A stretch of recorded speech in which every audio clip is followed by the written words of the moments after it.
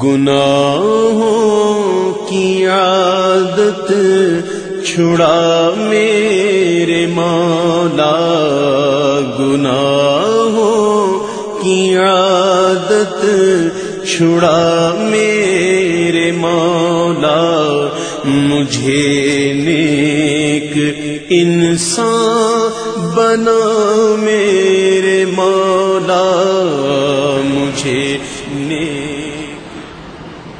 الحمد للہ المبدئ المعید الغنی الحمید، والصلاة والسلام علی اشرف الانبیاء خاتم النبیین سیدنا وحبیبنا ومولانا محمد صلی اللہ علیہ وسلم، عبدہ ورسولہ بالہدى ودین الحق ارسلہ۔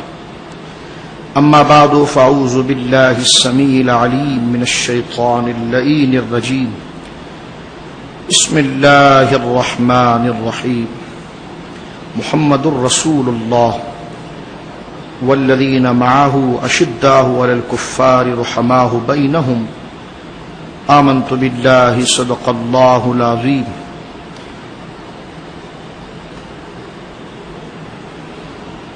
ببرکت ان اللہ ملائکتہ یصلون علی النبی یا ایھا الذین آمنوا صلوا علیہ وسلموا تسلیما۔ محبت سے درود پاک اللہم صل علی سیدنا وحبیبنا نبینا وکریمنا ومولانا محمد وبارک وسلم، صلاۃ وسلام علیک یا سیدی یا حبیبی یا رسول اللہ۔ ایک دفعہ اہل بیت کی محبت میں درود ابراہیمی باواز بلند پڑھنے، اللہم صل علی سیدنا وحبیبنا ومولانا محمد وعلی آل سیدنا محمد کما بارکت علی سیدنا ابراہیم وعلی آل سیدنا ابراہیم انک حمید مجید۔ اللہ کی حمد و ثنا، نبی کریم صاحب الصدق تکریم باعث تخلیق ارض و سما صلی اللہ علیہ وعلی آلہ وصحبہ وبارک وسلم کی بارگاہ مقدسہ میں انتہائی عقیدت کے ساتھ درود و سلام پیش کرنے کے بعد تمام تعریف اللہ وحدہ لا شریک کے لیے ہے۔ آج کا درس رمضان المبارک کے آخری عشرے میں ایک عظیم المرتبت ہستی، اقلیم ولایت کے شہنشاہ، بانی نسل مصطفیٰ،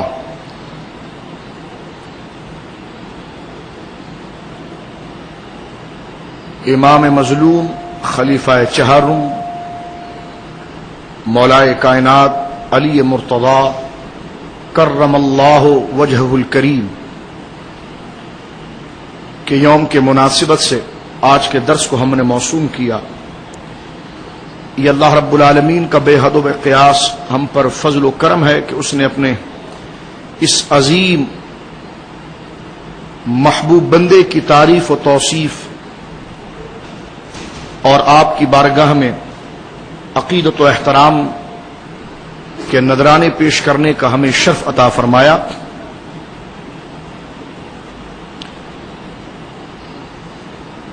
شرح سنہ میں روایت آتی ہے کہ میدان محشر میں جب جنتی جنت میں جا رہے ہوں گے تو ایک شخص صف سے اپنی جان چھڑا کر بھاگ کر اس جنتی سے لپٹ جائے گا اور کہے گا کہ آپ مجھے جانتے ہیں، میں نے آپ کو ایک دفعہ پانی پلایا تھا۔ رب کریم ارشاد فرمائے گا جنتی تو اسے جانتا ہے؟ تو وہ کہے گا ہاں یا اللہ، میں ایک دفعہ اس کے محلے میں گیا اور اس نے مجھے پانی یا کوئی دعوت میری خدمت میں کی۔ اللہ رب العالمین شاہ فرمائے گا جب میرے جنتی مہمان یہ تیرا جاننے والا ہے تو لہذا اسے بھی جنت میں لے آؤ۔ اس کے تحت محدثین نے لکھا ہے، مرقات جسرم اللہ علی قاری علیہ رحمت وغیرہ نے، کہ اس سے پتا چلا کہ اللہ کے نیک بندوں کی تعریف و توصیف، ان کی خدمت دنیا و آخرت کے اندر ان کی معیت اور ان کی سنگت رکھتی ہے، اور جس نے محبت کے ساتھ ان کا ذکر کیا، انہیں یاد کیا، کل قیامت کے دن اس کا صلہ اللہ رب العالمین انہیں مرحمت فرمائے گا۔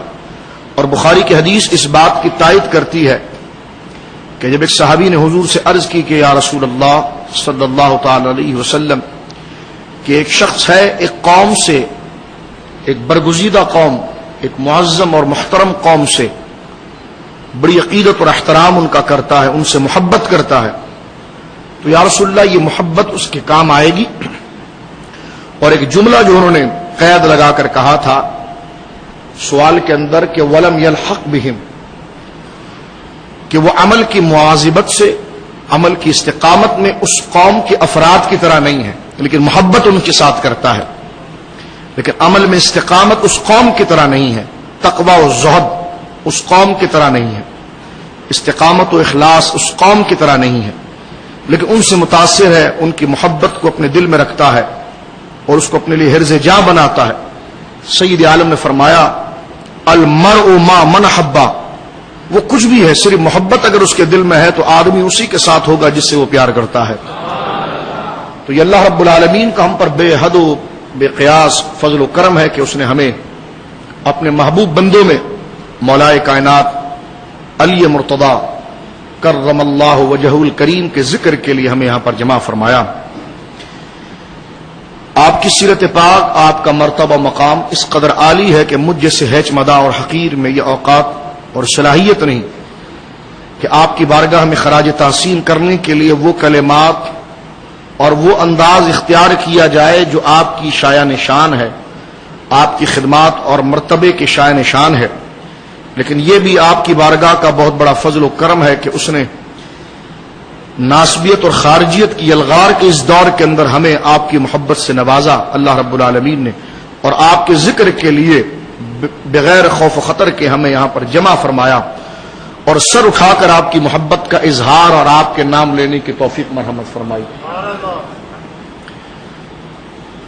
حضرت مولا علی پر ہم نے بڑے تفصیلی خطابات کرنے کی کوشش کی، اس سے پہلے تقریباً 5 گھنٹے کی تفصیلی تقریر اس موضوع پر موجود ہے، اور پھر اس کے بعد ہر سال ہی مختلف زاویے اور مختلف انداز سے سیدنا علی کرم اللہ وجہ الکریم کے مرتبہ و مقام پر کچھ گزارشات بارگاہ مرتضوی میں عرض کرنے کی جسارت کی گئی۔ انشاءاللہ آپ ویب سائٹ پر اس کو دیکھیں گے تو محظوظ ہوں گے کہ اہل بیت کی محبت میں وہ بکھرے ہوئے مضامین کو ہم نے جمع کرنے کی کوشش کی جو آج تک اسلاف امت نے دربار اہل بیت میں عقیدت کے نذرانے پیش کیے ہیں اور حضرات اہل بیت کی محبت کو ایمان کی اصل قرار دیا ہے، ان سے بغض رکھنے والے، ان سے نفرت کرنے والے اور ان کے ذکر سے چر جانے والوں کو منافقت اور اسلام سے دور ان کے تصور کو قرار دیا ہے۔ اس پر تفصیلی خطابات نیٹ پر موجود ہیں، میں اس کے اعادہ نہیں کرنا چاہوں گا۔ آپ کی محبت کے حوالے سے، احترام اہل بیت کے حوالے سے آج چند نئے حوالے آپ کی خدمت میں رکھنے کی کوشش کروں گا جو میرے خیال میں نے سابقہ تقریر میں آپ کی خدمت میں ذکر نہیں کیے ہیں، لیکن سر دست اس اہم حوالے کے ساتھ چند وہ حوالے بھی ذکر کروں گا جو شان اہل بیت کے اعتبار سے بہت بڑا احترام کا درجہ ہے۔ پھر سیدنا علی کرم اللہ وجہ الکریم کی انفرادیت تمام صحابہ کرام میں اور آپ کی وہ جزوی فضیلت اور آپ کا مرتبہ و مقام جو سب سے جدا گانا ہے، اس پر ہم نے تفصیل آپ کی خدمت میں پیش کی۔ ہم اہل سنت کا یہ نظریہ ہے، یہ عقیدہ ہے کہ ہم فضیلت میں مکمل اور کامل علی الاطلاق ہر زاویے میں جس شخصیت کو گردانتے ہیں وہ حضور سیدنا صدیق اکبر رضی اللہ تعالیٰ عنہ ہے، اور اس کے بعد سیدنا فاروق اعظم ہے، سیدنا عثمان غنی ہے، پھر حضرت مولا کائنات ہے۔ ہم خلافت کی جو یہ 4 ترتیب ذکر کرتے ہیں، عقائد کی اصلاح کے لیے میں عرض کرنا چاہتا ہوں کہ حضرت علی کی ذات اعتدال کی کسوٹی ہے۔ تو یہ جو درجہ بندی ہے خلافت کی، پہلے خلیفہ، دوسرے خلیفہ، تیسرے خلیفہ، چوتھے خلیفہ، تو اپنی معلومات کے لیے اور اپنے نظریات کو سمجھنے کے لیے اہل سنت کے حوالے سے جان لیجئے یہی ترتیب جو خلافت میں ہے، یہی ترتیب فضیلت میں ہے، یہی ترتیب رتبہ اور مقام میں ہے جو ترتیب اس میں ہے۔ اس حوالے سے میں آپ کو پھر یہ بھی عرض کرنا چاہوں گا کہ ویب سائٹ پر ہمارے انفرادیت سیدنا صدیق اکبر کے حوالے سے تفصیلی خطابات موجود ہیں، ان دلائل سے آپ محظوظ ہو سکتے ہیں۔ اس کے ساتھ حضرت مولا علی کرم اللہ وجہ الکریم کی ذات بابرکات ایک کسوٹی ہے کہ جن کے بارے میں نبی مکرم نے خود فرمایا تھا کہ تیری مثال عیسیٰ ابن مریم جیسی ہے. اے علی تیری مثال عیسیٰ ابن مریم جیسی ہے. ایک گروہ تجھے مانے گا اور حد سے بڑھ جائے گا، اور ایک وہ ہوگا جو سرے سے تجھے تسلیم نہیں کرے گا، اور خوش نصیب وہ ہوگا جو اعتدال کی روش کو اختیار کرے گا. معاشرے میں وہ تینوں گروہ آپ کے سامنے موجود ہیں. ایک نے بڑھایا تو خدائی کے درجے تک پہنچا دیا معاذ اللہ، اور وہ چیزیں آپ کی طرف منسوب کر دی جو آپ کی شائن شان نہ تھی. اور ایک خارجیوں اور بدبختوں کا نظریہ ہے جو یہ کہتے ہیں کہ آپ کا ذکر ہی بدعت ہے، یا ان کی خباثت تو ظاہر جب ہوتی ہے کہ جب محرم کا مہینہ آتا ہے اور اس شاخ دربار اہل بیت میں عقیدت کا نذرانہ پیش کرنے کے لیے شربت کی سبیل لگاتے ہیں. تو اس وقت گنگوہی صاحب یہ کہہ اٹھے، کسی نے جب ان سے پوچھا تھا کہ امام حسین کے نام کی سبیل لگانا کیسا ہے، تو انہوں نے کہا جی حرام ہے. اور جب ان کو اسی فتاوے میں پوچھا گیا کہ جناب ہندوؤں کے سود کے پیاؤ کا پانی اور دیوالی کی پوریاں کھانا کیسا ہے، تو انہوں نے کہا جی جائز ہے. تو یہ خارجیت ہے جو کہیں پنپ کر نکلتی ہے. اور میں نے آپ کی خدمت میں عرض کیا کہ جس نے جنتی کو پانی پلایا وہ جنت میں جائے گا، تو جس نے جنتی کے ثواب کے لیے پانی پلایا وہ کیسے رہ سکتا ہے؟ تو حضرت علی کی ذات مقدسہ ایسی عظیم ذات ہے. اس میں ایک بڑا خطرناک موضوع اور بڑی اہم بحث آپ کے مرتبے اور مقام کے اعتبار سے ہوتی ہے. اس پر تفصیلی خطاب میں نے گزشتہ رمضان مبارک میں محبت علی میں راہ اعتدال، اس حوالے سے ہم نے چند حوالے جات، نادر حوالے جات وہاں پر جمع کرنے کی کوشش کی ہے، اور اپنے سنی بھائیوں کے سامنے وہ نظریہ پیش کیا ہے کہ حضرت علی کی محبت میں اعتدال کی راہ کیا ہونی چاہیے جو حضرت علی نے خود ذکر فرمائی ہے. وہ تفصیل کے ساتھ ہم نے وہاں پر ذکر کی ہے. لیکن انفرادیت اور یکتائی کے حوالے سے اور آپ کے منصب و مقام کی جاذبیت و ترقی کے حوالے سے یہ بات بھی مسلم ہے کہ جزوی فضیلت اللہ رب العالمین نے اپنے محبوب کو ہر صحابیوں کو مرحمت فرمائی ہے. جو اس میں ہے تو اس میں نہیں. کمال الاطلاق حضرت سیدنا صدیق اکبر میں ہے. اسی تناظر اور اسی تمام اصول کی پاسداری کرتے ہوئے دربار علی رضی اللہ تعالی عنہ میں ہم حاضر ہوتے ہیں، اور آپ کی خدمت میں خراج تحسین پیش کرنے کے لیے ان تمام مضامین کو میں پھر ایک دفعہ آپ کی خدمت میں ایک شق اور عرض کر دوں کہ آپ کو مولا کہنا، خارجیوں کو چڑھانا ہونا تو حضرت علی کو مولا کہہ دو ان کے سامنے. نہیں ہم تو صحابہ کے ماننے والے، ہم تو بڑے عقیدت مند ہیں، ہم تو جناب ہم نے چونی کر دیا، چرا کر دیا، فلانا کر دیا، ڈھمکانا کر دیا. ان کے سامنے صرف حضرت علی کو مولا کہو. ایک دفعہ ٹی وی پر مجھے ایک نجدی ٹکرا تھا، اس نے کہا مولا، پھر ہم نے دلائل سے جو طبیعت سکون سے کر دی تو پھر وہ بھی کہتا تھا جی مولا علی ہیں.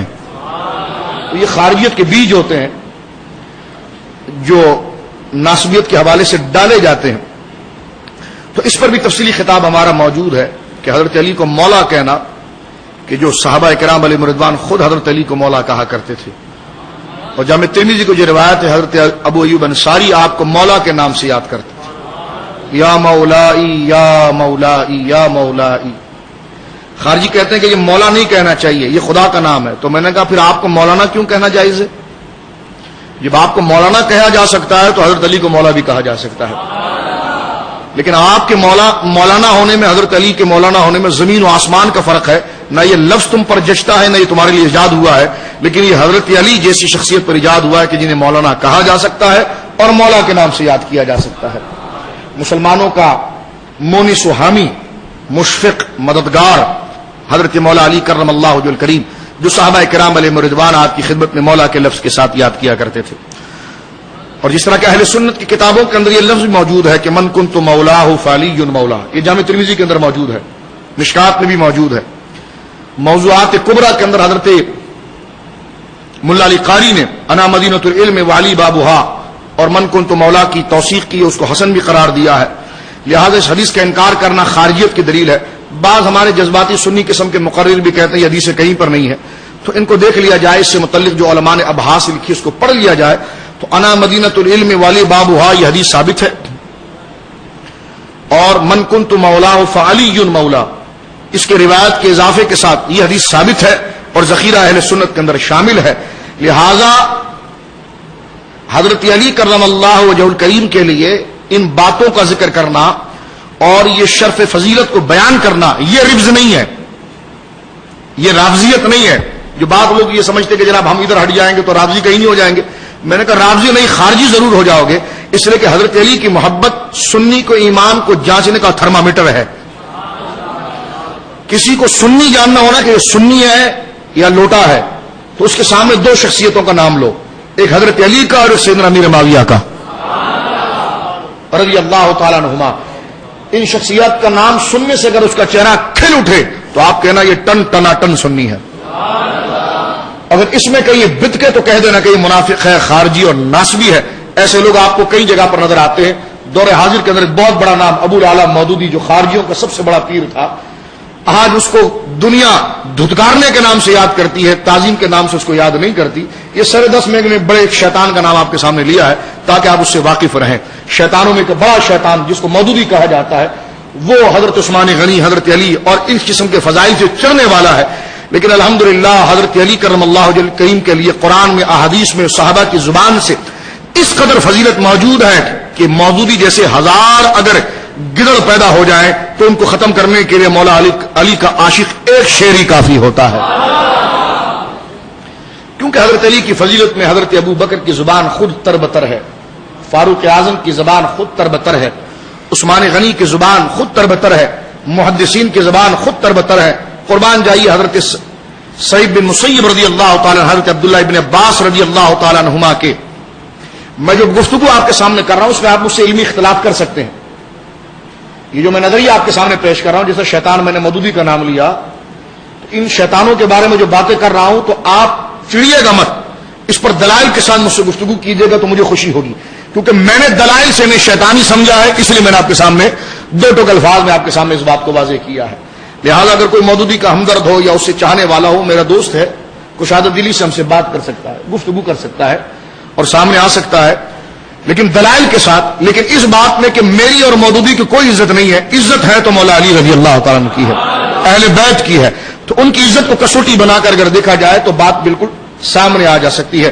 یہ محنتی جو آپ کے سامنے آ کر یہاں پر ووٹ مانگتا ہے تو اس دجال سے کہو کہ اس شیطان کو ہم کیسے ووٹ دیں، اس شیطانیت پر مبنی تنظیم کو ہم ووٹ کیسے دیں جن کے دلوں کے اندر بغض اہل بیت موجود ہے، جو انبیاء کے لیے بات کرے. کل تو میں نے میڈیا پر یہ بات کی ہے اور آن لائن میں نے یہ بات کی ہے کہ مودودی وہ شیطان تھا کہ جس نے حضرت یونس کے بارے میں یہ لکھا کہ وہ طاعت کے مرتبے سے گر کر معصیت کے گڑھے میں جا گرے. جو اللہ کے اولو العزم رسولوں کے بارے میں یہ کہا ہے، جو اطاعت کے منصب سے گر کر معصیت اور گناہ کے گڑھے میں پڑ گئے، اس شیطان کے لیے ہمارے دل میں کوئی عقیدت ہو سکتی ہے؟ بس میں انہی بزرگوں کی عقیدت کے زاویے میں باتیں عرض کر رہا ہوں. جسے یونس علیہ السلام سے محبت ہوگی، اہل بیت سے محبت ہوگی، صحابہ سے محبت ہوگی، عثمان غنی سے محبت ہوگی، اس سے میرے جملے سخت نہیں لگیں گے. اور جسے ان سے محبت نہیں اور اس نے گرو اسی کو بنایا ہوا تو اسے برے لگے گی، تو یقیناً یہ بھی جہنم میں جائے گا اور وہ بھی جہنم میں جائیں گے. حضرت یونس علیہ السلام اور اہل بیت اور صحابہ جنتی ہیں، ہم ان کی محبت میں کہتے رہیں گے انشاءاللہ جو ان کا ٹھکانہ وہ ہمارا ٹھکانہ ہے. آپ کہیں گے شاہ صاحب اتنے جذبات میں آپ نے یہ جملے کہہ دیے، اس دور کے حالات آپ کے سامنے نہیں ہیں؟ اس دور کے اتار و چڑھاؤ اور نشیب و فراز حالات، قتل و غارت گری کی جو چل رہی ہے، جو آج بھی ہوا ہے لاہور کے اندر، تو آپ کو اس کا احساس نہیں؟ میں نے کہا جی ہم عشق کے بندے ہیں، کیوں بات بڑھائی ہے. اس سے بھیانک دور وہ دور تھا جب حضرت امام حسین کو شہید کیا گیا تھا. اس سے بھیانک دور تھا.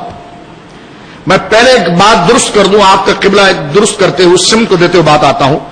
اہل بیت کی تعریف شیعت نہیں ہے، اور صحابہ کرام کی تعریف کرنا محض خارجیت نہیں ہے، کیونکہ ایک طرف خارجیت ہے ایک طرف ناسبیت ہے. اور اہل سنت بیچ کی راہ ہے، بین الرفض والخروج، جو ہمارے آقا ملا احمد جیون علیہ رحمت نے نور الانوار میں ذکر کیا تھا. وہی متوسطۃ بین الجبر والقدر وہ بین الرفض والخروج و بین المحبت والعقل. تو آپ دیکھیں رفض کس کو کہتے ہیں؟ رفض مدح علی کو نہیں کہا جاتا، رفض ثناء اہل بیت کو نہیں کہا جاتا، رفض محبت اہل بیت کو نہیں کہا جاتا، رفض بغض صحابہ کو کہا جاتا ہے. کس کو کہا جاتا ہے؟ رفض تعریف علی کا نام نہیں کہا. حضرت علی کا نام لیں گے تو آپ رافضی ہو جائیں گے معاذ اللہ. وہ تو حضرت امام شافعی چڑھ گئے اس پر. اور آپ خود سادات میں سے ہاشمی ہیں. حضرت امام شافعی چڑھ گئے اور کہا کہ تم مجھے حسین اور علی کی تعریف میں شیعہ کہتے ہو, رافضی کہتے ہو, تو جاؤ اگر ان کی محبت مجھے رافضی کہتے رہو تو کہتے رہنا. اتنا بڑا امام حدیث کا, فقہ کا, جو امت کا ایک اتنا بڑا گروہ ان کی اتباع کر رہا ہے, آخر کوئی حقیقت تو ہے نا جو امام شافعی جیسا مدبر آدمی جذبات میں آ گیا. آج اگر آپ ہمیں تانا دیں تو میں پوچھتا ہوں امام شافعی کی اس جملے اور شعر پر تو توجہ کریں. حضرت عمر بن عبدالعزیز رحمۃ اللہ علیہ کتنے بڑے آدمی ہیں, بنو امیہ میں سے ہی ہے, اور وہ دور کے ہیں جو امت کا پہلا مجدد ہے. مجدد بے ڈھنگا بے اعتدال والا نہیں ہوتا, معتدل طبیعت والا ہوتا ہے, کیونکہ اس نے دین کو زندہ کرنا ہوتا ہے, دین کی تجدید کرنی ہوتی ہے. ان اللہ یبعث لہذه الامہ علی رأس کل 100 سنہ من یجدد لها دینہا. جو ابو داؤد کے حضور نے فرمایا کہ اللہ ہر 100 سال کے سر پر ایک مرد حق کو پیدا کرتا ہے. ان اللہ یبعث لہذه الامہ, اللہ مبعوث بناتا رہے گا, پیدا کرتا رہے گا اس امت کے لیے. ان اللہ یبعث لهذه الامہ علی رأس کل 100 سنہ, ہر 100 سال کے سر پر ایک مرد حق کو. اس کا کام کیا ہوگا؟ فرمایا من یجدد لها دینہا, کہ دین پر جو ذاتیاں اور دین کے چہرے پر جو غبار ڈال کر دین کے چہرے کو جو غبار آلود کر دیا گیا ہے, من یجدد لها دینہا, وہ اپنے تقوی, زہد اور علمی صلاحیت اور نائب مصطفیٰ ہونے کی حیثیت سے دین کے چہرے کو صاف کرے گا, باطل فرقوں کی سرکوبی کرے گا, اور آنے والی امت کے لیے دین کو دوبارہ تر و تازہ کر کے آگے بڑھا دے گا. یہ مجددین کا منصب ہے. تو جتنی صدیاں گزری اتنے مجدد آئے ہیں. اور یہ بھی عرض کر دوں, ایک دور میں کئی مجدد ہو سکتے ہیں, ایک دور میں کئی مجدد ہو سکتے ہیں. جس طرح کے زمانہ ماضی قریب کے اندر کئی مجدد ہوئے. مصر کے اندر علامہ یوسف نبہانی کو مجدد کہا گیا, ہند کے سرزمین پر فاضل بریلوی کو مجدد کہا گیا, حضور قبلہ مخدوم عالم اعلی حضرت پیر مہر علی شاہ صاحب گلولوی علیہ رحمت, ان کے تجدیدی کارناموں پر آپ کو مجدد کہا گیا. تو یہ سارے ہمارے بزرگ ہیں, کسی سے بھی جڑ جاؤ اس مجدد کا فیض آپ کو مل جائے گا. تو یہ ہم لڑتے ہیں نا, جھگڑا کرتے ہیں اس مسئلے پر, تو یہ جھگڑا نہیں کرنا چاہیے. یہ بے اعتدالی ہے, یہ بندے کو گمراہی کی طرف لے جاتی ہے. اور یہ محبت کے اندر بے اعتدالی جب ہوتی ہے تو بہت خطرناک مرحلہ کھڑا ہوتا ہے. تو ہم عشق کے بندے ہیں, کیوں بات بڑھائی ہے. سارے اکابر سارے بزرگ ہمارے ہیں. جو مجدد نہ ہوا وہ بھی ہمارا پیر ہے, جو مجدد ہوا وہ بھی ہمارا پیر ہے. ہم سب کو مانتے ہیں, ہم سب کو مانتے ہیں. ہم نہ خارجی ہے نہ رافضی ہے. اب آپ دیکھیے, اس بات کے حوالے سے میں آپ کی خدمت میں عرض کر رہا تھا کہ رفض جو ہے, رافضیت جو ہے, وہ حب اہل بیت کا نام نہیں. یہ اصول آپ کو بہت کم جگہوں پر ملیں گے, ذرا اس کو اپنے دل میں جگہ دیں اور لوگوں کی اصلاح کریں کہ رفض جو ہے وہ حب اہل بیت کا نام نہیں, وہ بغض صحابہ کا نام ہے. اور خارجیت جو ہے وہ حب صحابہ کا نہیں, وہ بغض اہل بیت کا نام ہے.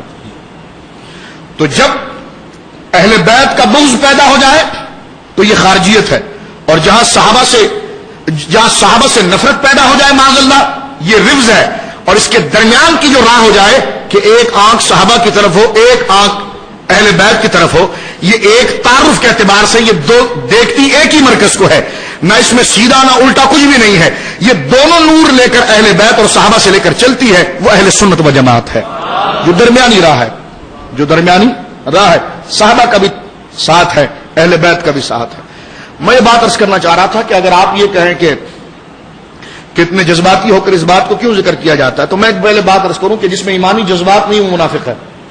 یہ بات تو حدیث سے طے ہے, یہ بات تو حدیث سے طے ہے.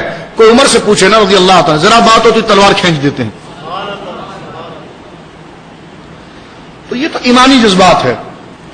جس کو خدا رسول سے محبت ہوگی اس کے اندر یہ جذبات اور یہ ایمان کے تقاضے ابھریں گے, ظاہر ہوں گے.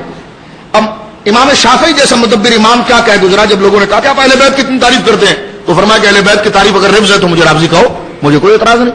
تمہارے فتوے و فطری اس میں مجھے کیا کرنا ہے. اب امت کا پہلا مجدد دیکھیے عمر بن عبدالعزیز, جن کو عمر بن عبدالعزیز بھی کہا جاتا ہے. حافظ ابن حجر اسقلانی رحمۃ اللہ علیہ تہذیب التہذیب کے اندر یزید بن معاویہ کے ترجمے کے اندر اس بات کو ذکر کیا ہے. یزید کے بارے میں جہاں یزید کا ذکر ہے اس کو ذکر کیا ہے. پہلے تو اس پر بڑا دو ٹوک الفاظ بڑے ایمانی کے ہیں. فرمایا سنو, اسے کوئی حدیث مدیث ثابت نہیں ہے, کیونکہ اس کا جو لفظ ہوگا اس کے لیے لفظ کہا جائے گا جو میں نے لفظ کیا ہے. فرمایا جسے حدیث رسول کہا جاتا ہے وہ ایسے بدبختوں سے نہیں لی جاتی، وہ ایسے بدبختوں سے بولے بدبختوں سے نہیں لی جاتی۔ میں کئی سوال اسے کلیئر کرتا ہوں جو میری تقریب سابقہ کیے گئے تھے، اس کو بھی مجھے ذہن میں جو آ رہا ہے میں اس کو کلیئر کرتا ہوں۔ حضرت امام ابن حجر اسقلانی جیسا عظیم ہستی کہ جس راوی کو صحیح کہے وہ صحیح امت اس سے حدیث لیتی ہے، فرمایا یزید کی اوقات ہی نہیں ہے کہ وہ حدیث رسول بیان کرے، اور امام عالی مقام کو دیکھیں کہ حدیث والا اسے اپنے کاندھے پر بٹھاتا ہے۔ تو یزیدیوں، ڈاکٹر اسرار صاحب، تم تو قبر میں وہ نظارے دیکھ رہے ہوں گے جو یزید کی مائیت میں تمہیں مل رہے ہیں، اور وہ ذاکر نائک جو ٹی وی پر آ کر اس بات کو ذکر کرتا ہے کہ جناب یہ سیاسی جنگ تھی، تو آئیے ذرا دیکھیے کہ اس ابن الوقت جیسے نومولود ٹکے کی اوقات کیا ہے کہ امت کیا کہہ رہی ہے۔ ذرا یہ دیکھیے کہ یزید کے بارے میں حافظ ابن حجر اسقلانی نے لکھا کہ اس کی اوقات نہیں کس حدیث لی جائے، جو حدیث رسول بیان کرنے کے لائق نہ ہو، اسے کہا جائے کہ تو حدیث بیان ہی نہیں کر سکتا، اسے جنتی کہیں گے آپ، اس کی کوئی وقار و عزت ہے؟ کہا یزید اگر حدیث بیان کرے تو کسی صورت میں اس بدبخت سے حدیث نہیں لی جائے گی، اس لیے کہ عمل اس کے اتنے فسق اور عقیدہ اس کا اتنا گندا ہے کہ یہ اگر اس لیے کہا گیا حدیث کے روایت کے اندر یہ مسئلہ اتنا حساس ہے کہ اگر ایک راوی حدیث بیان کرتا ہے اس سے زندگی میں کبھی ایک دفعہ جھوٹ ثابت ہو گیا، جھوٹ اس سے ثابت ہو گیا، اب وہ اگر وہ پوری زندگی کہنا استغفر اللہ میں نادم ہوں شرمسار ہوں میں نے توبہ کیا مجھے معاف کر دو، وہ توبہ کرتا رہے تو توبہ تو معاف ہے نا، لیکن فرمایا وہ توبہ اس کی عند اللہ معجور ہے مقبول ہے جو بھی ہے، لیکن اسے حدیث نہیں لی جائے گی۔ اب حدیث کا شعبہ منکران حدیث اور پرویزیوں کو ہم یہاں پر مخاطب کر کے کہنا چاہتے ہیں کہ حدیث رسول کا شعبہ اس قدر مقدس اور مطہر ہے اور اس قدر پاکیزہ ہے کہ ایک شخص کے اگر حدیث سے متعلق، یہ تمام علماء نے ہمارے لکھا ہے، ابن حجر اسقلانی نے نخبہ میں بھی لکھا ہے، تمام کتابوں کے اندر اس بات کو ذکر شرح نخبہ کے اندر موجود ہے کہ، اور علامہ سخاوی علیہ رحمت نے فتح المغیث میں اس بات کو لکھا ہے، امام سیوطی نے تدریب الراوی کے اندر اس بات کو لکھا ہے، تمام علماء نے اس بات کو ذکر کیا کہ اگر جھوٹ اس سے ثابت ہو جائے کہ اس نے جھوٹ بولا تھا اور وہ جھوٹا ہے اور بعد میں اس نے جھوٹ سے توبہ کر لی، تو کہا اس نے حدیث رسول میں تو جھوٹ نہیں بولا، ایسی جھوٹ بول دیا تھا، تو جو اپنی عام زندگی کے اندر جھوٹ بولے محدثین کہتے ہیں اس سے حدیث رسول نہیں لی جائے گی۔ تو یہ منصب کتنا حساس ہے، آپ دیکھیے آپ کہ حدیث اسے بولے نہیں لی جائے گی بھلے اس نے توبہ کی ہو۔ ایک تو یہ شرط ہے، سنیے، ایک تو یہ شرط ہے، اور میرے آقا امام اہل سنت شاہ عبد العزیز محدث دہلوی علیہ رحمت نے اجماعی قول تحفہ کے اندر نقل کیا ہے۔ آپ تحفہ میں فرماتے ہیں کہ اگر ایک راوی تو یہ کذاب ہے جس نے یہ نہیں کہا کہ حضور کی طرف جھوٹ نہیں منسوب کیا، ذرا توجہ اور فرق ذرا سمجھے آپ، اس نے کہیں جھوٹ بول دیا تھا اور اس کا جھوٹ ثابت ہو گیا کہ بھائی یہ جھوٹ بولتا ہے، تو اب اس سے حدیث نہیں لی جائے گی۔ تو کتنا حساس منصب ہے حدیث رسول کا۔ یہ کہنا کہ جناب آپ ہماری تحقیق دے کہ حدیثوں میں کیا رکھا ہے معاذ اللہ، تو ان کو آئینہ دکھانے کے لیے یہی کافی ہے کہ تمہارا شب و روز تو حرام کاریوں میں اور زنا میں گزرتے ہیں، اور تم ٹی وی پر صرف میک اپ کر کے بیٹھ جاتے ہو کہ جناب ہمارا درس قرآن سنو، تو تم بدبختوں پرویزیوں اگر تم یہ حرکت کرتے ہو تو حدیث رسول کا منصب تو اتنا پاکیزہ ہے کہ ایک شخص سے اگر جھوٹ جیسا عیب ثابت ہو جائے تو پھر اس پر لکھ دیا جاتا ہے کہ اگر یہ زندگی بھر توبہ کرے قسمیں کھائے اس سے حدیث نہیں سنی جائے گی۔ اور اسی طرح ایک مضمون اور ہے جو میں امام اہل سنت شاہ عبد العزیز صاحب کا ذکر کر رہا تھا، وہ تحفے کے اندر ذکر فرماتے ہیں کہ دوسرا اہل بیت کا گستاخ ہے۔ دوسرا راوی کون بولے؟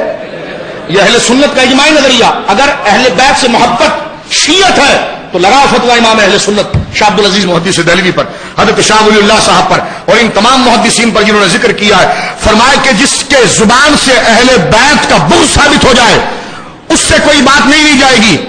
تو ذاکر نائک کو سننے والوں اس اصول کو رکھو اپنے پاس جو وہاں پر حدیث رسول میں ذکر کیا گیا ہے کہ جو گستاخ اہل بیت ہو، اور یزید کی تعریف کرنا اہل بیت کی بہت گستاخی ہے، یزید کی تعریف کرنا اہل بیت کی بولے بہت بڑی گستاخی ہے، اہل بیت کو بہت بڑا صدمہ پہنچانا ہے۔ امام حسین اور آپ کے اولاد اور امام حسن حضرت علی سیدہ زہرا ان کے دلوں کو ٹھیس پہنچانی ہے کہ جس ظالم اور بدبخت نے اہل بیت اور امام حسین کی گردن پر خنجر چلانے کا آرڈر جاری کیا، ابن زیاد کو اختیارات دیے، اس بدبخت کی تعریف کرنا الحیات والعیاذ باللہ یہ رسول اللہ کے دل کو دکھانا ہے، اور ایسا دکھانا ہے جو سیدہ ام سلمہ کہتی ہے، امام مسلم امام احمد میں موجود ہے کہ میں نے اپنی آنکھوں سے دیکھا کہ عین وہ وقت جس وقت حضرت امام حسین کو شہید کیا گیا، رسول اللہ کے سر پر امامہ نہیں ہے، پاؤں میں جوتے نہیں ہیں، سرکار کربلا کے میدان میں دوڑے جا رہے ہیں اور حسین کے خون کو اٹھا اٹھا کر ایک شیشی میں جمع کر رہے ہیں۔ خواب میں کہتی ہیں کہ میں نے رسول اللہ سے پوچھا کہ یا رسول اللہ یہ کیا ہے؟ سرکار علیہ الصلوۃ والسلام کے گویا کہ زلفیں جو ہے وہ بکھری ہوئی ہے، داڑھی مبارک پر بظاہر دھول پڑی ہوئی ہے اور جسم پر ایک تکلیف کے آثار ہیں، اور سرکار کربلا کے میدان میں پھر رہے ہیں۔ فرمایا کہ میرے حسین کو ان ظالموں نے قتل کر دیا ہے، میں اس کے خون کو جمع کر رہا ہوں۔ تو اتنا ہوتے ہوئے بھی آپ کو کسی کی کوٹ پینٹ اور انگریزی بھا جاتی ہے، اپنے ایمانوں کی فکر کریں، اپنے ایمانوں کی فکر کریں۔ میں آپ کے ضمیر پر دستک دے رہا ہوں، میں آپ کے ضمیر پر دستک دے رہا ہوں کہ مر کر خدا کو کیا جواب دو گے؟ اور میں کہتا ہوں مباہلہ کر لو مجھ سے، چلو پہلے اس موضوع پر مناظرہ کر لو ذاکر نائک کے مسئلے پر، اور پھر مباہلہ کر لو کسی مسجد کے اندر، 15 دن کی قید لگا لو۔ اللہ کی عزت کی قسم، میں قرآن اپنے ہاتھ میں اٹھا کر کہتا ہوں، حدیث رسول کہ آؤ مباہلہ کر لو، اپنی بیوی بچوں کو لے آؤ، میں اپنے بچوں کو لے آتا ہوں، 15 دن کا فیصلہ کریں، جو جھوٹا اس پر خدا کی لعنت اترے، اس پر فیصلہ کر لیں، لیکن اپنی آخرت سنواریں آپ لوگ۔ میں کہتا ہوں میں تو یہ کہنے والا ہوں، لیکن ڈاکٹر اسرار یا ذاکر نائک کا ماننے والا یہ کبھی نہیں کہہ سکتا، اس لیے کہ یہ ابن الوقت ہے، ٹکے ٹکے کے لوگ ہیں جو مقصد سے مانتے ہیں۔ ہم حسین کو صرف آل رسول ہونے کی وجہ سے مانتے ہیں، بس ہماری کوئی غرض نہیں ہے۔ سب سے بڑی غرض یہ ہے کہ آپ حضور علیہ الصلوۃ والسلام کی اولاد ہیں، آپ کی محبت خدا کی محبت ہے، آپ سے تعلق خدا اور رسول سے تعلق ہے، اس لیے ہر حسینی کھڑے ہو کر یہ جملے تو کہہ سکتا ہے، خارجی یہ جملے کبھی نہیں کہہ سکتا۔ ہمارے پرانے پہلے بزرگوں نے بھی کہا ہے کہ آؤ یزید کے ساتھ تمہارا خاتمہ ہو، اس پر ہم سے مباہلہ کر لو، اور ہم کہیں کہ ہمارا خاتمہ حسین کے ساتھ ہو، ہمارا حشر حسین کے ساتھ ہو۔ ان کے رونگٹے کھڑے ہو جاتے ہیں کہ یزید کا نام منہ پر لائیں کہ نہ لائیں۔ تو جب دنیا میں تم بین ہو، متذبذب ہو، بین پہنتے کے لوٹے اس کی محبت میں، تو چھوڑو نا، آؤ ایک ہی رخ پر چلو جو حسینیت کی ہے، کیونکہ جنت بھی ان کی ہے، محشر میں برکت بھی ان کی ہے، دنیا و آخرت میں کامیابی بھی ان کی ہے۔ تم بھی جڑ جاؤ، تمہارا بھی بیڑا پار ہو جائے گا۔ یہ جو کانا پھونسیاں کرتے ہیں نا ٹی وی چینلز پر بیٹھ کر اہل بیت کے خلاف، اس حوالے سے میں بات عرض کر رہا ہوں۔ آئیے لوٹ کر پھر میں پیچھے چلتا ہوں۔ حضرت عمر بن عبدالعزیز پہلے مجدد ہیں، بولے کون؟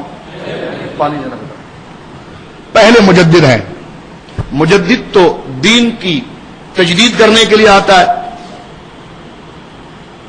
ایسے ہی ہے نا۔ حضرت علی پر ایسا ماتم جیسا منظر نہ بنائیں، ایک محبت اور شوق کے انداز میں سنیں، سبحان اللہ کہیں۔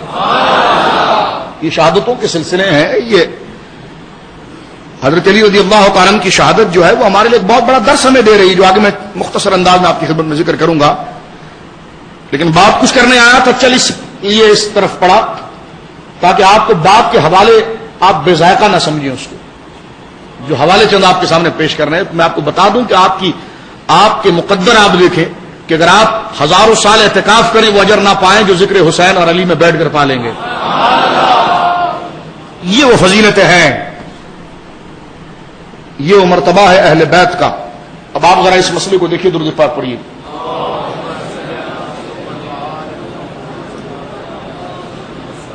اللہم صلی علی محمد وعلی آل محمد واصحاب محمد وبارک وسلم۔ اب ذرا اس کو دیکھیے کہ اگر کوئی ہم سے کہے کہ آپ اتنے جذباتی کیوں ہو گئے، تو پہلے تو آپ کو حضرت امام شافعی کے حوالے سے جواب دینا پڑے گا،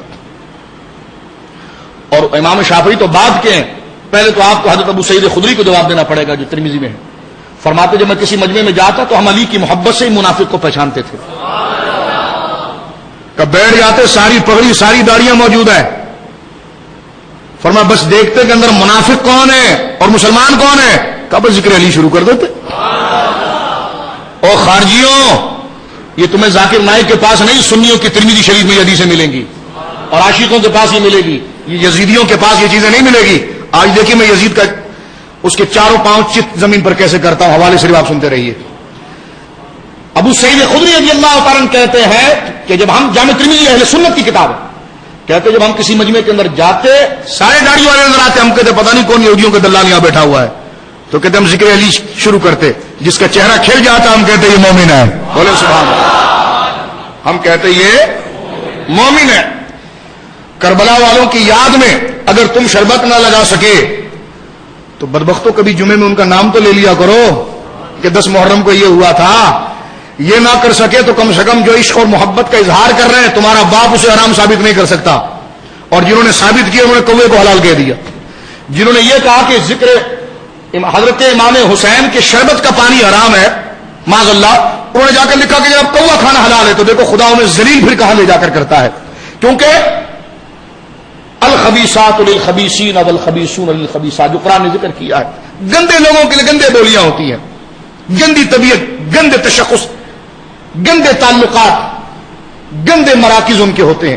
لیکن الطیبات للطیبین والطیبون للطیبات, جو پاک لوگ ہوتے ہیں ان کے پاک باتیں ہوتی ہیں, ان کا سنگت پاک لوگوں کے ساتھ ہوتا ہے, ان کا ذکر پاک لوگوں کے ساتھ ہوتا ہے, ان کا حشر پاک لوگوں کے ساتھ ہوتا ہے. تو آپ ذرا اس حوالے سے ذرا دیکھیے جو میں آپ کی خدمت میں عرض کر رہا تھا کہ حضرت شاہ عبدالعزیز مودودی سے دہلوی نے اس بات لکھا ہے کہ جس کے دل میں اہل بیت کا بغض ہو اس سے روایت نہیں لی جائے گی, چاہے وہ اپنی زندگی میں, مجھے الفاظ پورے یاد آ رہے ہیں, چاہے وہ اپنی زندگی کے اندر صادق القول اور راسخ المزاج کیوں نہ ہو, پوری زندگی وہ سچ کہتا ہو, لیکن بغض اگر اہل بیت کا ہوگا وہ سب سے بڑا عیب ہے, اس سے حدیث نہیں لی جائے گی. اہل بیت کے گستاخ سے حدیث نہیں لی جائے گی. یہ بات بڑے واضح طور پر گویا کہ ہماری کتابوں کے اندر درج ہے اور ذکر کی گئی. ایک قلم مجھے لا دینا. اسی طرح جو حوالہ میں آپ کی خدمت کے اندر بھی ذکر کر رہا تھا, حضرت ابن حجر اسقلانی رحمۃ اللہ علیہ کے حوالے سے, تہذیب التہذیب کے حوالے سے جو میں آپ کی خدمت میں ذکر کر رہا تھا, حضرت ابن حجر اسقلانی لکھتے ہیں کہ یزید سے کوئی روایت نہیں لی جائے گی. اس میں ایک واقعہ بڑا پیارا لکھا یزید کے ترجمے کے اندر کہ حضرت عمر بن عبدالعزیز کس قدر پہلے مجدد ہیں. اور یہ میں ذکر کر رہا ہوں کہ آپ اگر ہمیں جذباتی کہتے ہیں تو حضرت ابو سعید خدری کو آپ کیا کہیں گے؟ توجہ میری طرف رکھیے گا کہ جو کہتے ہیں کہ ہم مومن اور منافق کی تمیز حضرت علی کی محبت سے کرتے تھے. حضرت علی کی ان باتوں سے حضرت عمر خوش ہو رہے ہیں, حضرت ابو بکر خوش ہو رہے ہیں. ان خارجیوں کی طرح نہ بنو کہ نام صحابہ کو لو اور اہل بیت کے ذکر سے چڑھنا شروع ہو, بلکہ حضرت علی کی محبت سے وہ مردانگی دکھاؤ کہ ان کے سینے پر چڑھ کر نعرہ حق اور نعرہ حیدری لگاؤ. باپ دیکھیے اس حوالے سے جو میں آپ کی خدمت عرض کر رہا تھا کہ حضرت ابو سعید خدری نے یہ معیار بنایا, فرمایا کہ ہم مومن اور منافق کے اندر یہ فرق دیکھا کرتے تھے. اور اسی چیز کو حضرت ابن حجر اسقلانی نے تہذیب التہذیب کے اندر لکھا ہے یزید کے ترجمے کے اندر, جو یزید کی جہاں پر ترجمہ لیا اور بحث کیا ہے, اس میں لکھتے ہیں کہ پہلے مجدد حضرت عمر بن عبدالعزیز جو کتنے مدبر اور سنجیدہ متقی و زہد و تقوی والے ہیں, کتنی برداشت. اب دیکھو تقوی کا مسئلہ یہ نہیں کہ اگلا بندہ تمہارے سامنے کھڑے ہو کر حق کا انکار کر رہے ہو, آپ کے نہیں, اس میں حکمت ہے. یہ حکمت نہیں, یہ بےغیرتی ہے. کیونکہ زہد عمر بن عبدالعزیز سے زیادہ کسی کا نہیں ہوگا, حکمت و دانائی کی تمیز ان سے زیادہ کسی کو نہیں ہوگی, سمجھداری اور تسلط اور رعایت اور درگزری کا یہ مفہوم اور مقصد ان سے زیادہ کوئی نہیں جانتا ہوگا. لیکن جو دربار میں موجود تھے کہ ایک شخص کھڑے ہو کر اس نے کہا امیر المومنین یزید یہ فرماتے ہیں, حضرت عمر بن عبدالعزیز کے سامنے کہا. ابن حجر لکھتے ہیں کہ جب یہ حضرت عمر بن عبدالعزیز نے سنا تو آپ نے قلم رکھ دیا, فرمایا اٹھاؤ اس بدبخت کو یہاں سے, اٹھاؤ اس بدبخت کو یہاں سے, اور جنات کو کہا مارو اس کذاب کو 20 کوڑے کہ اس نے یزید جیسے فاسق کو امیر المومنین کیسے کہہ دیا. میں پوچھنا چاہتا ہوں ذاکر نائک کے دلالوں سے, مجھے بتاؤ کہ تمہارے پاس, تمہارے ماننے والوں کے پاس وہ زہد, وہ تقوی, وہ عدالت, وہ دیانت ہے جو حضرت عمر بن عبدالعزیز کے پاس تھا. وہ فرماتے ہیں کہ یزید کو جس نے امیر المومنین کہا وہ کذاب ہے اور اسے 20 کوڑے مارے جائیں گے. ماں نے جنا ہی نہیں ہے جو سامنے آ کر یزید کی تعریف کر کے دکھا دے, کیونکہ وہ راستے ہی بند کر دیے گئے ہیں کہ جہاں سے یزید کی تعریف جاری ہوگی. حسین کو لوگوں نے یہ سمجھا کہ جناب وہ میدان کربلا میں اگر تنہا شہید ہو گئے تو بات ختم ہو گئی. باطل اگر کثرت پر اور حق کو بظاہر یہ معاملہ ہو جائے تو آنے والا دور جو وہ حق ہی کے بلندی کے لیے ہوتا ہے. اور اسی کو عاشقوں نے اس بات سے ذکر کیا تھا نا کہ, اور اسی بات کو اس حوالے سے واضح کیا تھا کہ قتل حسین اصل میں مرگ یزید ہے. قتل حسین اصل میں مرگ یزید ہے، اسلام زندہ ہوتا ہے ہر کربلا کے بعد. امام اہل سنت شاہ عبدالعزیز محدث دہلوی علیہ رحمت اسی بات کو ذکر کر خارجیوں کی ایک اور میں نقطہ چینی اور ان کی بات بتاؤں. حضرت شاہ عبدالعزیز محدث دہلوی نے جب رافضیوں کے خلاف کتاب لکھی تحفہ اثنا عشری تو فارسی میں لکھی تھی. اس میں جملہ یہ لکھا، انہوں نے جب تانا دیا نا رافضیوں نے کہ تم اہل بیت کو نہیں مانتے، تو انہوں نے کہا کہ ہم اہل بیت کو نہیں مانتے، ہم تو ڈھونڈتے ہیں کہ پیر بھی ہو تو سیدی ہو.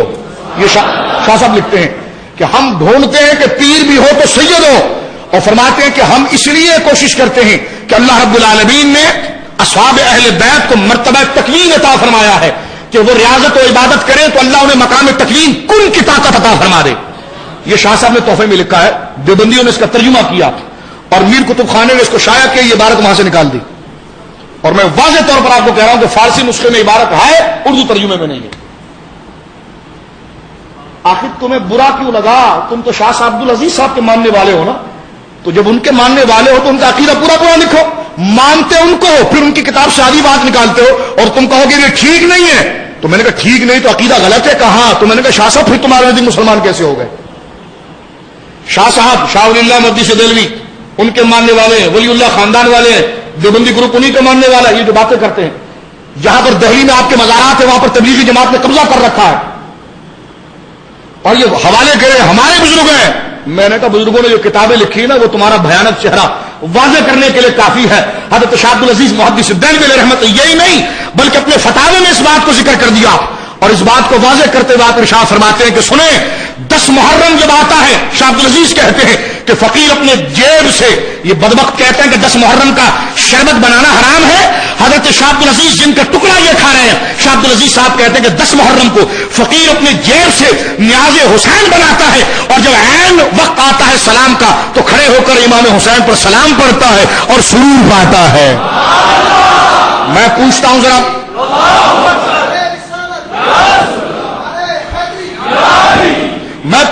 مجھے آپ یہ بتا دیجئے کہ جب امام حسین پر سلام شاہ عبدالعزیز جیسا آدمی پڑھے، آج تو ہمارے وہاں سب تسنم میں لوگ بڑے بن جاتے ہیں نا. شاہ عبدالعزیز صاحب خواہ نہیں بڑے بنے کہ 5-10 آدمی کو پکڑا تو انہوں نے نعرہ لگا تو کہا جناب یہ ہمارے بڑے عالم ہو گئے، یہ ہمارے بڑے پیر صاحب ہو گئے. ادھر ڈھونگ دھتورا نہیں ہے، انہوں نے اپنی صلاحیت سے سکہ منوایا ہے، اپنی قابلیت سے سکہ منوایا ہے. حضرت شاہ عبدالعزیز محدث دہلوی کے شاگردوں میں فضل خیر آبادی جیسے لوگ ہیں، بڑے بڑے عظیم محدثین لوگ ہیں جنہوں نے بڑے صغیر میں حدیث کا کام کیا ہے. مجھے یہ بتائیے کہ وہ منظر ذرا چشم تصور میں لائیے اور ذرا سوچئے کہ دہلی کی سرزمین ہے، شاہ صاحب کا مدرسہ ہے، 10 محرم کو نیاز حسین تیار ہو گئی ہے اور شاہ صاحب کھڑے ہو کر کربلا والوں پر سلام پڑھ رہے ہیں. تو وہ مجمع کیسا ہوگا، وہ لوگ کیسے ہوں گے، وہ منظر کیسا ہوگا، چشم تصور میں آپ دیکھیے. تو یہ ہے عشق بیت اور یہ ہے مسلک اہل سنت، یہ ہے مسلک اہل سنت. اب آپ دیکھیے کہ حضرت عمر بن عبدالعزیز سے ذرا پوچھا جائے کہ یہ کیا ہے. ایک بات میں عرض کروں آپ کے سامنے کہ کسی اس کو میں ذرا یہاں پر ریکارڈ کروا دینا چاہتا ہوں اس حوالے سے کہ کسی تقریر میں، بلکہ یہ نیا آباد اور لیاری میں تقریر تھی جہاں پر غیر مقلدین بہت ہوتے ہیں اور غیر مقلدین کے سینے پر چڑھ کر ان کے ماحول میں بولنے کی بات ہی اور ہے امام حسین کی شان میں. تو میں نے وہاں پر یہ جملہ کہا تھا، لیکن میں حاسدوں کو مخاطب کرنا چاہتا ہوں، تم تو اپنی قبر کاہلی مت کرو. اگر وہاں بھی میری تقریر پر اعتراض کرے تو اس کو تو ہم دلیل دیں گے، لیکن تمہیں اگر ہماری ذات پسند نہیں ہے کہ مظفر شاہ ہمیں پسند نہیں ہے تو کم سے کم جو جملے جن بارگاہوں میں کہے جا رہے ہیں وہ تو آپ کے بھی بزرگ ہیں نا، آپ کے بھی بزرگ ہیں، اس کو قبول کر. اس وقت میں نے یہ جملہ کہا کہ جو لوگ یہ کہتے ہیں کہ 2 شہزادوں کی لڑائی تھی، تو میں نے یہ جملہ کہا کہ جناب یزید شہزادہ نہیں حرام زادہ تھا. یہ میری زبان سے نکلا لفظ اور بالکل ٹھیک نکلا، بالکل. میں نے کہا شہزادے اور صاحبزادے تو حسین تھے، یزید تو حرام زادہ تھا. لوگ کہنے لگے یہ غلط ہے. میں نے کہا ملفوظات اعلی حضرت اٹھا کر دیکھیں. حرام زادے کا لفظ شیطان کے لیے بولا جاتا ہے، بدبخت اور برے اور کمینے کے لیے بولا جاتا ہے. بولے کس کے لیے بولا جاتا ہے؟ اور اعلی حضرت سے پوچھا گیا کہ جب حرام زادے کا لفظ کہا جائے کسی فاسق کو تو فرما فاسق کو کہا جا سکتا ہے. تو حاسدوں کم سے کم مسئلے کے اعلی حضرت تو نہ چھوڑو. اگر امت میں فروغ کے لیے ہمیں تمہاری خشک رضویت سے اختلاف ہے تو کم سے کم اعلی حضرت تو تمہارے بھی ہیں نا. تو ذرا اس طرف بھی توجہ کرو. لیکن سن لو کہ تم نے اگر اس معاملے کے میں کہ جناب یزید کو یہ کیوں کہہ دیا, میں نے تو اگر یہ ثابت نہ بھی ہوتا نا تو تمہیں اعتراض کرنے کا جواز نہیں بننا چاہیے تھا. اعتراض کرنے کا جواز نہیں بننا چاہیے تھا. اور اعتراض کرنا تھا تو پھر میری ذات پر کرتے کہ ہاں مظفر شاہ نے یہ لفظ کہا ہے. تم اس کی کھوج کے لیے فتاوے نہ کھولتے کہ یزید کو یہ کہا جائے گا کہ نہیں کہا جائے گا. میں نے کہا تم بھی کسی نہ طریقے سے یزید کی دلالی کر رہے ہو کہ کہا جائے گا کہ نہیں کہا جائے گا. اس کے بارے میں جتنی بری بات کہی جائے سب جائز ہے. عشق اور چیز ہوتا ہے اور خوش ملائیت, بولے خوش ملائیت. اب کہیں یہ کیسی بات کر رہی ہے, عشق اور ہوتا ہے خوش ملائیت. میں نے کہا امام شافعی سے پوچھو نا جو اپنے آپ کو راضی کہنے پر تیار ہو گئے. عشق اور ہوتا ہے, خوش ملائیت اور ہوتی ہے. اگر یہ بات نہیں سمجھ میں آتی تو امام شافعی جو کہے ہاں جاؤ میں راضی ہوں, کوئی اپنے آپ کو راضی کہہ سکتا ہے؟ لیکن فرماتے ذکر رسول کے ذکر اہل بیت کے تم مجھے کہتے تو جاؤ مجھے راضی کہہ دو. تو عشق وہاں پر ہے کہ ہر قسم کے الزام کو پھر قبول کر لیتا ہے, ہر قسم کے الزام کو پھر قبول کر لے. اس بات کو مکمل کر کے میں آگے کے موضوع کی طرف آپ کی توجہ کو لے جاتا ہوں کہ حضرات اہل بیت کے حوالے سے یہ چند جملے میں نے آپ کی خدمت میں اس لیے کیے کہ آپ کا جوش ایمان, آپ کے اندر ایمان کے جوش اور جذبات پیدا ہو جائیں اور آپ تیار ہو جائیں سیدنا علی کرم اللہ وجہہ کریم کی شان و شوکت کو سماعت کرنے کے لیے. میں نے اس پر تفصیلی خطابات دیگر اور جگہوں پر بھی کیے ہیں, وہ نیٹ پر آپ جو گویا کہ دیکھ سکتے ہیں. اور ایک بات میں یہاں پر کہہ دینا چاہتا ہوں خود جان بوجھ کر زبردستی, تاکہ شاید کوئی یہ تقریر سن رہا ہے تو اس کے ذہن میں یہ بات چلی جائے. سن لو, حضرت امیر معاویہ بھی حسین کا مقابلہ نہیں کر سکتے. سنو, امام حسن کا مقابلہ نہیں کر سکتے. صحابی ہیں وہ, صحابی ہیں وہ. جو ان کو صحابی نہ مانے وہ منافق ہے. وہ صحابی ہیں لیکن جو حسین کی صحابیت ہے وہ اور ہے. یہ تم کو فرق کرنا پڑے گا ورنہ خارجیت تمہارے میں گھس جائے گی. تم کو فرق کرنا پڑے گا, تم کو وہ عبارات دیکھنی پڑے گی کہ صحابہ جو حسین اور حسن کے پاؤں کو چوم رہے ہیں, اپنے کاندھوں پر اٹھا رہے ہیں. میں نے پہلے بھی آپ کی خدمت میں بڑی تفصیلی تقریر محرم میں کی ہے, اس کا ایک حوالہ نوٹ کرا کر اپنے موضوع کی طرف آتا ہوں. جامع ترمذی کے اندر جو روایت موجود ہے حضرت امام حسن اور امام حسین کے بارے میں, حضور نے فرمایا کہ اللہ رب العالمین نے ہر نبی کو بہت سے نجیب اور بہت سے رقیب عطا فرمائے ہیں. بہت سے نجیب اور بہت سے بولے رقیب عطا. رقیب وہ ہوتا ہے جو نبی کے ہر عمل کی طرف دیکھتا ہے تاکہ امت کو آگے پہنچائے, اس کی نگہبانی کرتا ہے. رقیب مانا نگہبان. اور نجیب وہ ہوتا ہے جو اس ذات سے تقوی حاصل کرتا ہے, اس ذات سے تقوی حاصل کرتا ہے. حضور فرماتے ہیں کہ اللہ رب العالمین نے, جامع ترمذی میں ہے کہ اللہ رب العالمین نے ہر نبی کو نجیب اور رقیب عطا فرمائے ہیں. کسی کو 2, کسی کو 4, کسی کو 5, کسی کو 4, کسی کو 5. فرمایا مجھے اللہ نے 14 نقیب اور رقیب عطا فرمائے ہیں. کتنے بولے مل کر کتنے؟ 14 رقیب اور 14 مجھے گویا کہ نجیب عطا فرمائے ہیں. نقیب اور رجیب مجھے عطا فرمائے. پوچھا کہ حضور وہ کون ہے؟ سرکار نے نام گنوانا شروع کیا. سیدنا صدیق اکبر کا نام گنوایا, سیدنا عمر کا نام لیا, سیدنا عبد الرحمن بن عوف کا نام لیا, دیگر اور جلیل القدر صحابہ کا نام لیا, اور ساتھ ہی میں کہا حسن بھی ہے حسین بھی ہے. کوئی پوچھے یا رسول اللہ حسن تو آپ کی جب آپ فرما رہے ہیں تو 4 سال کا بچہ ہے, حسین 2-2.5 سال کا ہے. حضور یہ نجیب کیسے بن گئے؟ فرمایا یہی تو کمال میری اولاد کا ہے. فرمایا تم میرے سامنے مسجد میں بیٹھ کر غور سے مجھے دیکھتے ہو, یہ دونوں مسجد میں کھیلتے رہتے ہیں. تم میرے سامنے باادب ہو کر بیٹھتے ہو, یہ میرا ہاتھ پکڑ کے ممبر سے اتار دیتے ہیں. تم میرے سامنے پلکھے نہیں اٹھاتے ہو, یہ میری گود میں آ کر بیٹھ جاتے ہیں. تم میرے سامنے ایک لفظ نہیں بول سکتے ہو, یہ میری ریش مبارک میں ہاتھ ڈال کر کہتے ہیں پیاس لگی ہے پانی پلاؤ. تو اب میں پوچھتا ہوں یہ قدریں ہیں کسی کے پاس؟ تو امام حسن نجیب ہے, امام حسین نجیب ہے. اس درجے میں سیدنا امیر معاویہ نہیں ہے. خارجیت ذرا نکالیں ذہن سے, خارجیت نکالیں. میں نے پہلے کہا کہ خارجی وہ ہے جو صحابہ کی طرف جائے گا اہل بیت کو چھوڑے گا, اور رافضی وہ ہے جو اہل بیت کی طرف جائے گا صحابہ کو چھوڑے گا. اور ہم دو دیکھیں کیسا فیصلہ کر رہے ہیں. ہم کہتے ہیں رتبہ سب کو دیں گے لیکن فضیلت سب کی ایک نہیں ہے. جس طرح نبوت میں سارے نبی برابر ہے لیکن درجہ میں فضیلت جدا ہے. تلک رسول فضلنا بعضهم علی بعض, یہی چیز ہے. نفس صحابیت میں سب برابر ہے لیکن فضیلت سب کی نہیں ہے. حضرت امیر معاویہ صحابی تو ہیں، لیکن حضرت امام حسین رضی اللہ تعالی حضرت امام حسن کی ذات بابرکات ان سے بہت برگزیدہ ہے، بہت فضیلت والی ہے. اور اسی کو میرے آقا علیہ الصلوۃ والسلام نے ارشاد فرمایا. ذرا غور سے سنیے اس بات کو سمجھنے کے لیے. سیدنا امیر معاویہ کے حوالے سے بھی اس بات کو میں آپ کی خدمت میں ذکر کرتا ہوں اور اس بات کو واضح کرتا ہوں کہ حضرت امام حسن رضی اللہ تعالی عنہ نے اتنا بڑا رتبہ اور مقام ہے. اگر وہ حضرت امیر معاویہ کے سامنے آئے اور حضرت امیر معاویہ کو خلافت دی، یہ اس لیے نہیں کہ سیدنا امیر معاویہ اس کے مستحق تھے، نہیں، یہ میرے امام نے اپنے رتبے سے تنزل کیا ہے، برسبیل تنزل اتر کر کے امت میں فراق نہ ہو. اگر حقانیت کے ساتھ تاریخ پڑھو گے سنیوں کی تو یہ تم کو کہنا پڑے گا. امام حسن اس وقت حق پر ہیں، لیکن امت کے اندر کشت و خون کا معاملہ اور مارکا گرم نہ ہو جائے. میرے امام حسن نے اپنے مرتبے سے تنزل کیا ہے اور نیچے اتر کر کہا کہ ٹھیک ہے امیر معاویہ سے کہ ٹھیک ہے حکومت میں تمہارے حوالے کرتا ہوں. یہ چند شرائط ہیں، جن کی زمینیں ہیں، جن کے معاملات ہیں، جن کے معاملات ہیں. اور پھر امام حسن نے کوئی یہ اس اعتبار سے نہیں کہ حضرت امیر معاویہ کی پھر بعد میں بادشاہی کوئی مشکوک تھے، نہیں، حضرت امام حسن کو ان کے ساتھ صلح کرنا، ان کے تمام نظام کو درست کرنا ہے. اور حضرت امیر معاویہ کی صحابیت اور تمام معاملات کو درست کرنا ہے.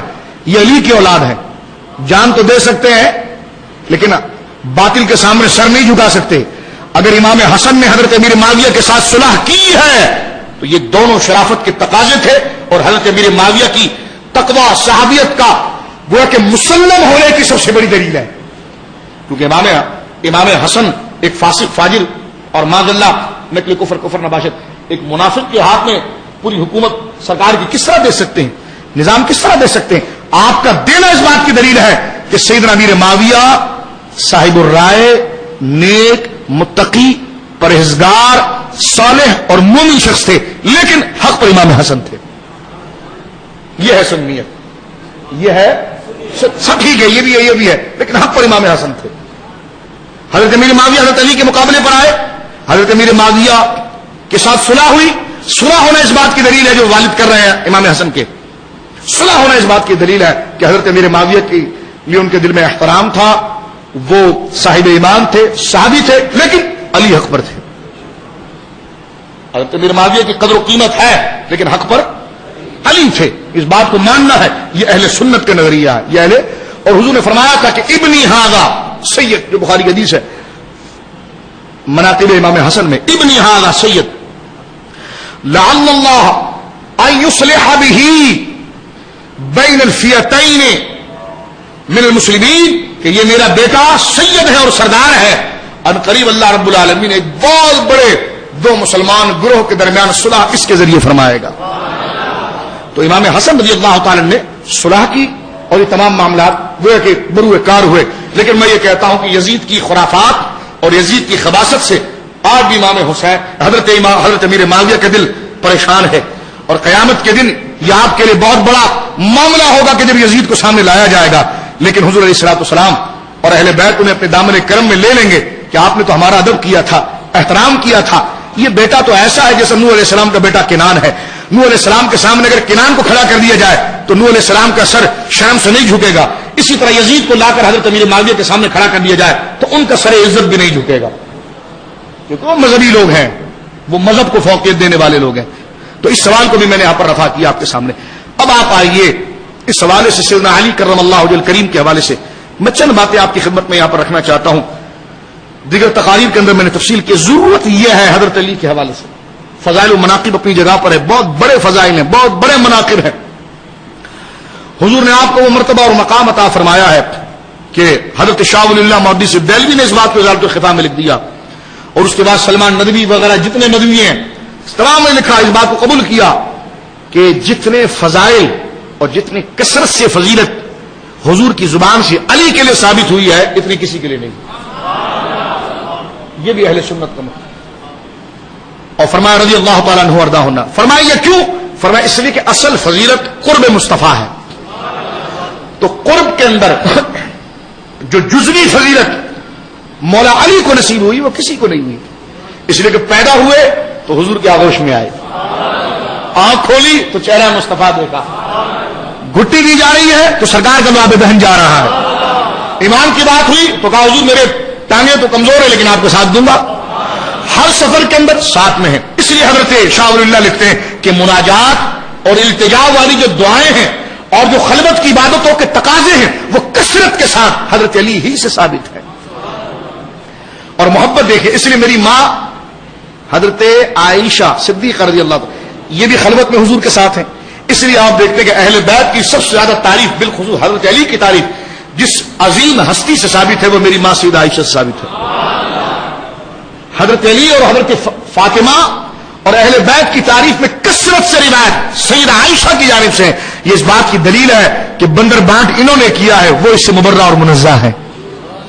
حضرت علی کے احترام اور مرتبے کے اعتبار سے اور حضرت علی کا علم ایک مستحکم مضبوط علم تھا. حضرت عائشہ بہت بڑی فقیہہ, بہت بڑی مفتیہ, بہت بڑی مجتہدہ ہیں اور صاحب الرائے ہیں اور ایسی مجتہدہ ہے کہ براہ راست قرآن سے استدلال کرتی ہیں. کئی ایسے مسائل ہیں حضرت سیدہ عائشہ صدیقہ کے. لیکن ایک دفعہ مسح الخفین کے بارے میں جب ان سے پوچھا گیا کہ موضوع پر مسح کرنا ہے اس کی مدت کیا ہے, فرمایا علی سے پوچھ لو. کہ مجھے نہیں آتا, یہ اس کی تحقیق علی کے پاس. یہ آپ کی کشادہ دلی جو اللہ کی رضا کے لیے دین بیان کرتا ہے اسے آگے کسی کی طرف بڑھانے میں اسے ہیچ اور آر نہیں ہوتی کہ میرے سے بھاگ جائے گا میری عزت کم ہو جائے گی. نہیں, وہ اللہ کی رضی. جب پوچھا گیا کہ آپ مسح الخفین میں مدت کیا بتاتے ہیں, 3 دن بتاتے, 2 دن بتاتے, 1 دن بتاتے ہیں, تو یہ مسح الخفین کیا مدت کیا بتاتے ہیں؟ تو حضرت عائشہ صدیقہ نے فرمایا کہ ایک ہے مسافری کا وقت اور ایک ہے اقامت کا وقت. کہ مسافر جو ہے وہ کتنے عرصے تک, کتنے رات, کتنے دن تک موزے پر مسح کرے گا, اور ایک مقیم ہے کہ جب وہ موزہ پہن لیتے ہیں, موزے سے مراد یہ جوتے میں ہم جو ساکس پہنتے ہیں یہ نہیں ہے بلکہ وہ چمڑے کا موزہ جس کے نیچے نعال بنی ہوئی ہوتی ہے جس کا ذکر پورے فقہ کی کتابوں کے اندر آیا ہے, تو اس کے اوپر اگر مسح کیا جائے تو وہ مسافر کے لیے کیسا ہے اور مقیم کے لیے کیسا ہے؟ سیدنا نے کہا یہ علی سے ہی پوچھو تم جا کے, وہ اس مسئلے میں صاحب الرائے ہیں. اور پھر ساری امت نے اس مسئلے میں حضرت علی کی جانب رجوع کیا ہے اور حضرت علی 3 دن کی مدت اور 1 دن کی مدت جو ذکر رات کے ساتھ ذکر کی ہے یہ حضرت علی کرم اللہ وجہ الکریم کے قول سے ہوئی ہے. اور جو یہ آپ ذکر کرتے ہیں نا کہ حضرت عمر نے ہجرت کا سن ہجری کا ایجاد کروایا, یہ ایجاد حضرت عمر کے دستخط سے تو ہوا لیکن فکر علی کی تھی.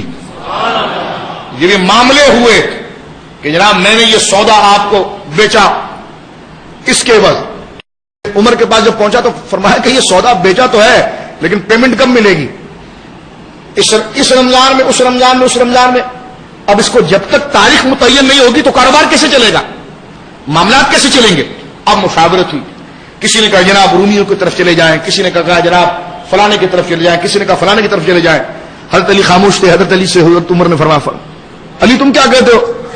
فرمایا حضور کی ہجرت کا واقعہ سب سے بڑا انقلابی واقعہ ہے, اس کو مرکز اور اس کو گویا کہ مرکز اور بنیاد بنائی جائے.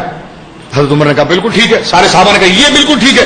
تو سارے صحابہ کو جو اجماع ہوا ہے تاریخ کے اوپر اور سن کی ایجاد کے اوپر, یہ حضرت عمر کے دور میں تو ہوا ہے لیکن فکر علی سے ہوا ہے. اس لیے حضرت عمر کہتے ہیں کہ یا اللہ مجھے وہاں نہ رکھنا جہاں علی نہ ہو. اور جب حضرت علی جواب دیتے ہیں تو ایک نہیں کئی جگہ پر حضرت عمر, یہ صحابہ کی باہم محبت ہے, صحابہ کی باہم, صحابہ بھی اہل بیت میں ہیں. اس پر اہل بیت کی میری تفصیلی تقریر آپ سن سکتے ہیں. صحابہ بھی اہل بیت میں لیکن خصوصیت کے ساتھ خون کی نسبت کے اعتبار سے ان کو اہل بیت کہا جاتا ہے. تو صحابہ میں یہ بڑی ہم آہنگی ہے محبت میں. اب حضرت فاروق اعظم دیکھیں, میں آپ کے سامنے یہ چند نقطے رکھ رہا ہوں, ذرا توجہ رکھیے گا. حضرت فاروق اعظم کو دیکھیے کہ جب ایک نہیں درجنوں جگہ پر جب بظاہر وہ بات وہ جواب مستحضر نہیں دماغ میں, علی تم کیا کہتے ہو, فرمایا علی کو بلاؤ, علی کو بلاؤ. جب حضرت علی آ کر جواب دیتے تو قلب مطمئن ہو جاتا, کہاں یہی جو علی نے کہا ہے یہ درست ہے. اور پھر بڑی خوشی سے کہتے تھے یا اللہ عمر کو وہاں نہ رکھ جہاں علی نہ ہو, لولا علی لہلک عمر, ارے علی اگر تو نہ ہوتا تو عمر ہلاک ہو جاتا. یہ پیاری جملہ آپ لفظ دیکھیے کہ اس کے پیچھے پیار کتنا ہے اور عقیدت کتنی ہے کہ لولا علی لہلک عمر, کہ اگر علی نہ ہوتا تو عمر ہلاک ہو جاتا. اور اسی طرح یہ محبت ایک جانب نہیں ہے, وہ ایک عربی کا مقولہ ہے نا کہ الحب جانبین والبغض ہاکذا, کہتے ہیں محبت دونوں طرف سے ہوتی ہے. یہ جو آپ حضرت علی کی محبت میں بیٹھے ہیں نا بولے نا. جو یوں ہی بیٹھا بولے ٹائم پاس کرنا چلو اعتکاف میں بیٹھے ہوئے ایسے آ گئے تو کوئی زحمت نہیں دے رہا, لیکن آپ سب حضرت علی کی محبت میں بیٹھے ہوئے, معتکف ہوں یا غیر معتکف ہوں, سب حضرت علی کی محبت میں بیٹھے. آپ کے چمکتے ہوئے چہرے یہی بتا رہے ہیں, بولے سبحان اللہ. تو پھر عربی کا یہ مقولہ یاد رکھیے, سبحان اللہ نجف کی طرف توجہ کر کے, الحب جانبین, محبت دونوں طرف سے ہوتی ہے پیارو. سبحان اللہ کہو نا. میں تو کہتا ہوں کہ مال نشاور کرو, وہ خوشی پیدا نہ ہو جو اس لفظ میں ہونی چاہیے کہ محبت دونوں طرف سے ہے, میرا مولا نجف سے دیکھ رہا ہے. یہ ان کی کرم نوازی ہے آپ پر. اور یہ مولا, میں نے پہلے کہا کہ خارجیوں کے سامنے کہا کرو یہ صحابہ کی سنت ہے, مولا کائنات دیکھ رہے ہیں. اور یہ عربی کا مقولہ اگر صادق رکھے تو بات واضح ہو جاتی ہے کہ الحب جانبین والبغض ہکذا, محبت دونوں طرف سے ہوتی ہے, ایک طرف سے نہیں ہوتی. محبت دونوں طرف سے ہوتی ہے. اسی طرح بغض بھی دونوں طرف سے ہوتا ہے, اسی طرح بغض بھی. تو آپ کو حضرت علی سے محبت ہے تو اس لیے کہ حضرت علی آپ سے پیار کرتے ہیں. اہل بیت سے محبت ہے آپ کو اس لیے کہ اہل بیت آپ سے پیار کرتے ہیں. میرے آقا حضرت خلیفہ بلا فصل سیدنا صدیق اکبر کا نام سن کر آپ جھوم جاتے ہیں. فاروق اعظم کے نام لینے سے آپ کا سر مقدس عقیدت سے جھک جاتا ہے. عثمان غنی کا نام لینے سے آپ کی آنکھوں میں حیا اور شرم کے وہ گداز طریقے کشادہ ہونا شروع ہو جاتے ہیں. یہ اس لیے کہ ان کی کرم نوازی ہے جو آپ کے دل پر ظاہر ہو رہی ہے. الحب جانبین والبغض ہکذا, یہ بڑا پیارا مقولہ ہے کہ محبت جو ہے وہ دونوں جانب سے ہوتی ہے. محبت. اب دیکھیں حضرت عمر محبت کر رہے ہیں تو کیا کہتے ہیں, اے علی جہاں تو نہ ہو اللہ مجھے وہاں نہ رکھے. علی خلیفہ خود ہے, امیر المومنین ہے, خود خلیفہ ہے, لیکن بولنے میں کوئی آر نہیں ہے, تو تمہیں آر کیوں ہے زبان کے اللہ کہنے. دیکھیں اگر حضرت علی کا ذکر کرنے شیعت ہے تو حضرت عمر کو کہو تو دیوانگی میں کہتے ہیں لولا علی لہلک عمر, علی تو نہ ہوتا تو عمر ہلاک ہو جاتا. تو کتنا پیار ہے اہل بیت.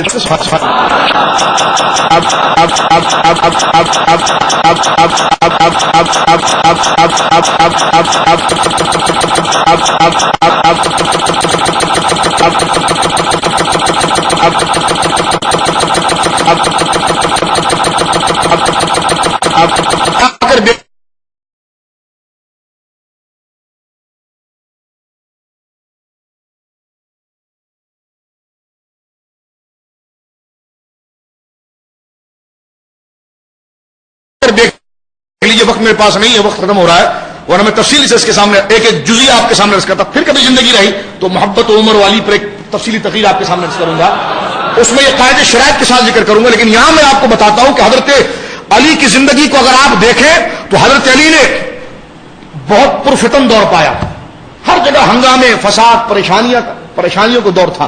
لیکن آپ اس بات کو دیکھیں کہ حضرت علی نے اپنی زندگی میں جس کو آئیڈیل بنایا وہ فاروق اعظم تھے. زہد حضرت علی کا ایسا تھا, زہد دنیا سے دوری اور دنیا کو ناپسند کرنا, یہ ایسا تھا. میں پہلے حدیث آپ کی خدمت میں عرض کر دینا چاہتا ہوں مشکات شریف سے, تو یہ آپ ذرا درود پاک پڑھیے ایک دفعہ.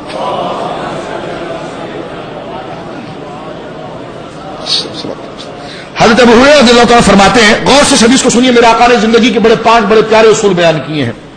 زندگی کے 5 پیارے اصول بیان کیے, ذرا توجہ میری طرف رکھیے گا. ان ابی ہریرہ قال رسول اللہ صلی اللہ علیہ وسلم, سرکار نے فرمایا کہ مجھ سے یہ چند باتیں لے لو, پھر ان پر عمل جو کرے گا یا اسے سکھائے گا اور اس پر عمل کرے گا. میں نے عرض کیا رسول اللہ میں ہوں جو اسے لے لیتا ہوں اور لوگوں کو سکھاؤں گا. سرکار نے فرمایا وہ 5 چیزیں ہیں جس کو اپنے دانتوں میں دبا کر رکھو اور پکڑ کے رکھو. اس پرفتن دور کے اندر یہ بہت خوبصورت حل ہے. فرمایا حضور وہ کیا چیز ہے؟ فرمایا کہ حرام چیزوں سے بچو. پہلی چیز حرام چیزوں سے, یہ زہد ہے, حرام چیزوں سے بچو, تم لوگوں میں بڑے عابد ہو جاؤ گے, بڑے پرہیزگار ہو جاؤ گے, حرام چیزوں سے بچو. اتق المحارم تکن اعبد الناس, تو لوگوں میں بڑے عابد ہو جاؤ گے. اور فرمایا اور اللہ تعالیٰ جو تمہاری قسمت, اور اللہ تعالیٰ نے جو تمہاری قسمت کر دیا ہے اس پر راضی ہو جاؤ, تقدیر پہ بھروسہ کرو, لوگوں سے غنی ہو جاؤ گے. ہاتھ نہیں پھیلاؤ گے, کسی بھکاری نہیں بنو گے. جو تقدیر پر اگر کامل بھروسہ کر لو تو لوگوں سے غنی ہو جاؤ گے. اپنے پڑوسی سے اچھا سلوک کرو تو پکے مومن ہو جاؤ گے. ابھی بہت معنی خیز جملے ہیں, لیکن میں صرف یہ زہد کے حوالے سے 5 علامت آپ کو ذکر کر رہا ہوں. فرمایا جو اپنے لیے چاہتے ہو وہ مسلمان بھائی کے لیے چاہو، اور زیادہ ہنسو نہیں کیونکہ زیادہ ہنسی دل کو مردہ کر دیتی ہے۔ یہ 5 چیزیں سید عالم صلی اللہ علیہ وسلم نے زہد کے حوالے سے ذکر فرمائی ہے۔ زہد ہے دنیا سے دوری، کہ تقدیر پر کامل بھروسہ رکھو، تقدیر پر بولے نا، تقدیر پر کامل بھروسہ رکھو، لوگوں سے مستغنی ہو جاؤ گے، مستغنی کسی کی پرواہ نہیں رہے گی، پھر اللہ رب العالمین کی طرف لگے رہو گے۔ یہ چیز آپ کو حضرت علی کے زہد میں نظر آئے گی کہ حضرت علی نے اپنی زندگی کے اندر جس کو معیار بنایا، جس کی شخصیت کو آئیڈیل بنایا، وہ حضرت فاروق اعظم ہے۔ جب آپ آئے تو آپ سے کہا گیا، جب آپ پہنچے کوفے کے اندر، آپ کے لیے بستر نہ لگ رہا تھا، معاملات ہو رہے تھے، آپ نے کہا کیا ہو رہا ہے؟ کہا حضور یہ آپ کا مکان تیار ہو رہا ہے۔ فرمایا کیا مکان؟ کہا عمر مکان میں رہے ہیں؟ یہ حضرت علی نے کہا عمر مکان میں رہے، وہ بھی ایک درخت کے نیچے سوتے تھے، سبحان اللہ۔ فرمایا وہ بھی ایک درخت کے نیچے سوتے تھے۔ فرمایا میرا بستر وہاں نہیں لگے گا، میرا بستر یہاں پر لگے گا۔ تو یہ زہد کی چیزیں حضرت سیدنا علی کرم اللہ وجہ کریم کے اندر موجود ہے، اس کو منسوب کرتے ہیں حضرت عمر کی طرف۔ کیا عمر نے کبھی ایسا کیا تھا؟ یعنی کئی ایسی جگہیں آپ کی سیرت مبارکہ کے اندر آتی ہے جس میں آپ سیدنا عمر کی طرف اشارہ کرتے ہیں کہ عمر نے ایسا کیا تھا، عمر نے یہ کہا تھا، عمر نے ایسے ہی کیا تھا جیسا میں کر رہا ہوں۔ تو آپ اپنی خلافت اور اپنے انداز کی دلیل جو ہے سیدنا فاروق اعظم رضی اللہ تعالیٰ عنہ وارضاہ عنہ کی زندگی کو بنائی ہے۔ اب آئیے آگے چلتے ہیں، اور مختصر سے جو وقت رہ گیا اس میں چند باتیں جو میں آپ کی خدمت میں ذکر کرنا چاہ رہا تھا وہ یہ ہے کہ پہلی چیز یہ ہے کہ حضرت علی کرم اللہ وجہ کریم کی زندگی کے اندر وہ کیا اصول تھے جس کی انہوں نے سختی سے پابندی کی ہے۔ یہ میسج ہے، میسج پیغام ہے مولا علی کے چاہنے والوں کے اس پرفتن دور کے اندر۔ اور آخر میں پھر ایک اہل بیت کی زبردست تعریف کر کے تقریر ختم کریں گے۔ حضرت دیکھیں ہم حضرت علی سے محبت کرتے ہیں، یہ ذکر بہت بڑی نعمت ہے، کربلا والوں کا ذکر بڑی نعمت ہے، لیکن یہ دیکھنا بڑا ضروری ہے کہ وہ کیا اصول تھے جس کی وہ سختی سے پابند تھے۔ کیا وجہ تھی، کیا وہ وجہ تھی کہ حضرت علی کرم اللہ وجہ الکریم حضرت امام حسین کربلا میں آئے اور دوبارہ لوٹے نہیں؟ تو ان کی زندگی کے اصول آپ نے سمجھنے ہیں۔ امام حسین کربلا میں اس لیے نہیں گئے تھے کہ بعد میں آپ 10 محرم کو اہل بیت کی نیاز دلوائیں، یہ بہت بڑی سعادت ہے، لیکن مقصد یہ نہیں تھا۔ ملے گا بہت بڑا اجر، محبت کا صدقہ ملے گا، سب ملے گا، لیکن اصل مقصد یہ نہیں تھا۔ اصل مقصد جو تھا اس کو سمجھنا ہے۔ وہ میں نے کئی تقریروں میں آپ کے سامنے ذکر کیا ہے کہ جب میرے نانا کے دین کو بگاڑنے کے لیے یا میرے نانا کی عزت والے امامے پر اور چادر پر دست درازی کی جائے گی تو اس وقت کے یزید کے سامنے کھڑے ہو جانا ہے اور اس کے لشکر اس کی کثرت کو نہیں دیکھنا ہے، بڑے تمہارے بیوی بچے تمہارے ساتھ کیوں نہ ہو، بس میدان میں آنا ہے۔ یہ حسینیت ہے، یہ حضرت امام حسین سمجھانا چاہ رہے ہیں کہ جب میرے نانا کی عزت کی چادر پر ہاتھ ڈالا جائے اور میرے نانا کے دین اور عظمت کو پامال کرنے کی کوشش کی جائے تو وہ ہوگا تو بہت بڑا بادشاہ، لیکن تم نے اس کی بادشاہی کو نہیں دیکھنی، نسبت مصطفیٰ کو دیکھنا ہے، اور تم نے مجھے دیکھنا ہے اور کھڑے ہو جانا ہے اس کے سامنے، کھڑے ہو جانا ہے، پھر تم دیکھو گے تمہارے اندر ایمانی سکون کتنا آئے گا۔ لیکن تم دنیا کے کتے بن کر اگر تم پیچھے رہے تو تمہیں نیند بھی نہیں آئے گی، تمہارا ضمیر تمہیں ہمیشہ دھتکارتا رہے گا، ہمیشہ دھتکارتا رہے گا، اور اس دھتکارے کا حل تم نے نہیں تلاش کیا نا تو مرتے ہوئے کلمہ بھی نہیں ملے گا، الیاذ باللہ۔ کیونکہ ضمیر مطمئن رکھو، اس سے بندہ ایمان لے جاتا ہے، اچھوں کی سنگت کے اعتبار سے، اس اعتبار۔ لیکن آپ دیکھیے کہ ضمیر کا مطمئن ہونا یہ ہر ایک کا نہیں ہے، کسی فاسق کا ضمیر مطمئن ہو اس کے برے کام پر تو کیا مطلب کہ وہ ٹھیک ہے؟ نہیں۔ جس طرح کہ اسی جگہ پر حضرت تعالی شریعہ نے ایک بڑی پیاری بات فرمائی تھی جو وہ دماغ کے اندر بیٹھ گئی۔ آپ نے فرمایا کہ ہمیں فساق کے طریقے کو عمل بنانے کی کیا ضرورت ہے؟ لوگ کہنے لگے کہ جناب نعت میں اگر یہ طرز لایا جائے تو لوگ زیادہ سنتے ہیں، نعت میں اگر کوئی سر دے دیا جائے، ڈھول اور تاش بجا دیا جائے اور منہ سے ڈھول کی آواز نکال دی جائے تو لوگ زیادہ سنتے ہیں۔ تو اس پر تعالی شریعہ کا ایک بڑا پیارا جملہ تھا، امام الکلام کلام الامام میں بڑی پیاری اور خوبصورت بات کی ہے کہ ہمیں تو فساق کے طریق پر تو نہیں چلنا ہے، ہمیں تو صالحین کے طریق پر چلنا ہے نا۔ اور تمہیں کس نے کہا کہ تم ایسی تبلیغ کرو کہ سارے لوگ مسلمان ہو جائیں؟ تم تو اس حق کی پاسداری کرتے ہوئے سارے معاملات کرو۔ حضرت علی کرم اللہ وجہ الکریم کے دور کی بات میں آپ کی خدمت میں بھی عرض کرتا ہوں کہ حضرت علی کے دور میں اس قدر فتنے فسادات جو پیدا ہوئے، آخر اس کی وجہ کیا تھی، اور حضرت علی نے اس کو ختم کرنے کے اندر مکمل کمانڈ اس کی کیوں نہیں پائی اور آپ کو شہید کر دیا گیا؟ وہ آپ کا اصول تھا، جان دی لیکن اصول نہیں چھوڑا آپ نے، کہ میری جان لے لو، اصول نہیں۔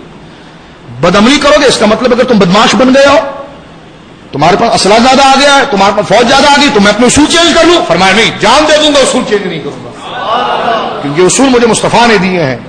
یہ ہے مولا علی کی شان. ہاں فرمایا کچھ بھی ہو جائے اصول چینج نہیں ہوگا، جان دے دوں گا لیکن اصول تبدیل نہیں ہوں گے. اب اس میں پہلی چیز یہ کہ وہ کیا اصول تھے جن کے وہ سختی سے پابند تھے، وہ کیا اقدار تھے جن کو ساری زندگی حضرت علی کرم اللہ وجہ الکریم نے اپنے دل کے ساتھ لگائے رکھا. جب تک ہم اصول پسندی اور ان تمام چیزوں کو حضرت گرامی اپنے سامنے واضح نہیں کریں گے، اس وقت تک ہم ان تمام چیزوں کو سمجھ نہیں سکیں گے. اب آئیے آخر کے اندر میں آپ کی خدمت کے اندر وہ تمام چیزیں ذکر کرتا ہوں اور وہ واضح کرتا ہوں کہ حضرت علی کرم اللہ وجہ الکریم کے دور کے اندر جو کام ہوئے ہیں، ان کاموں کے اندر اصل چیز بنیادی طور پر کیا تھی اور وہ فتنے فسادات جو کھڑے ہوئے. پہلی چیز تو یہ کہ حضرت علی کا پورا زمانہ خلافت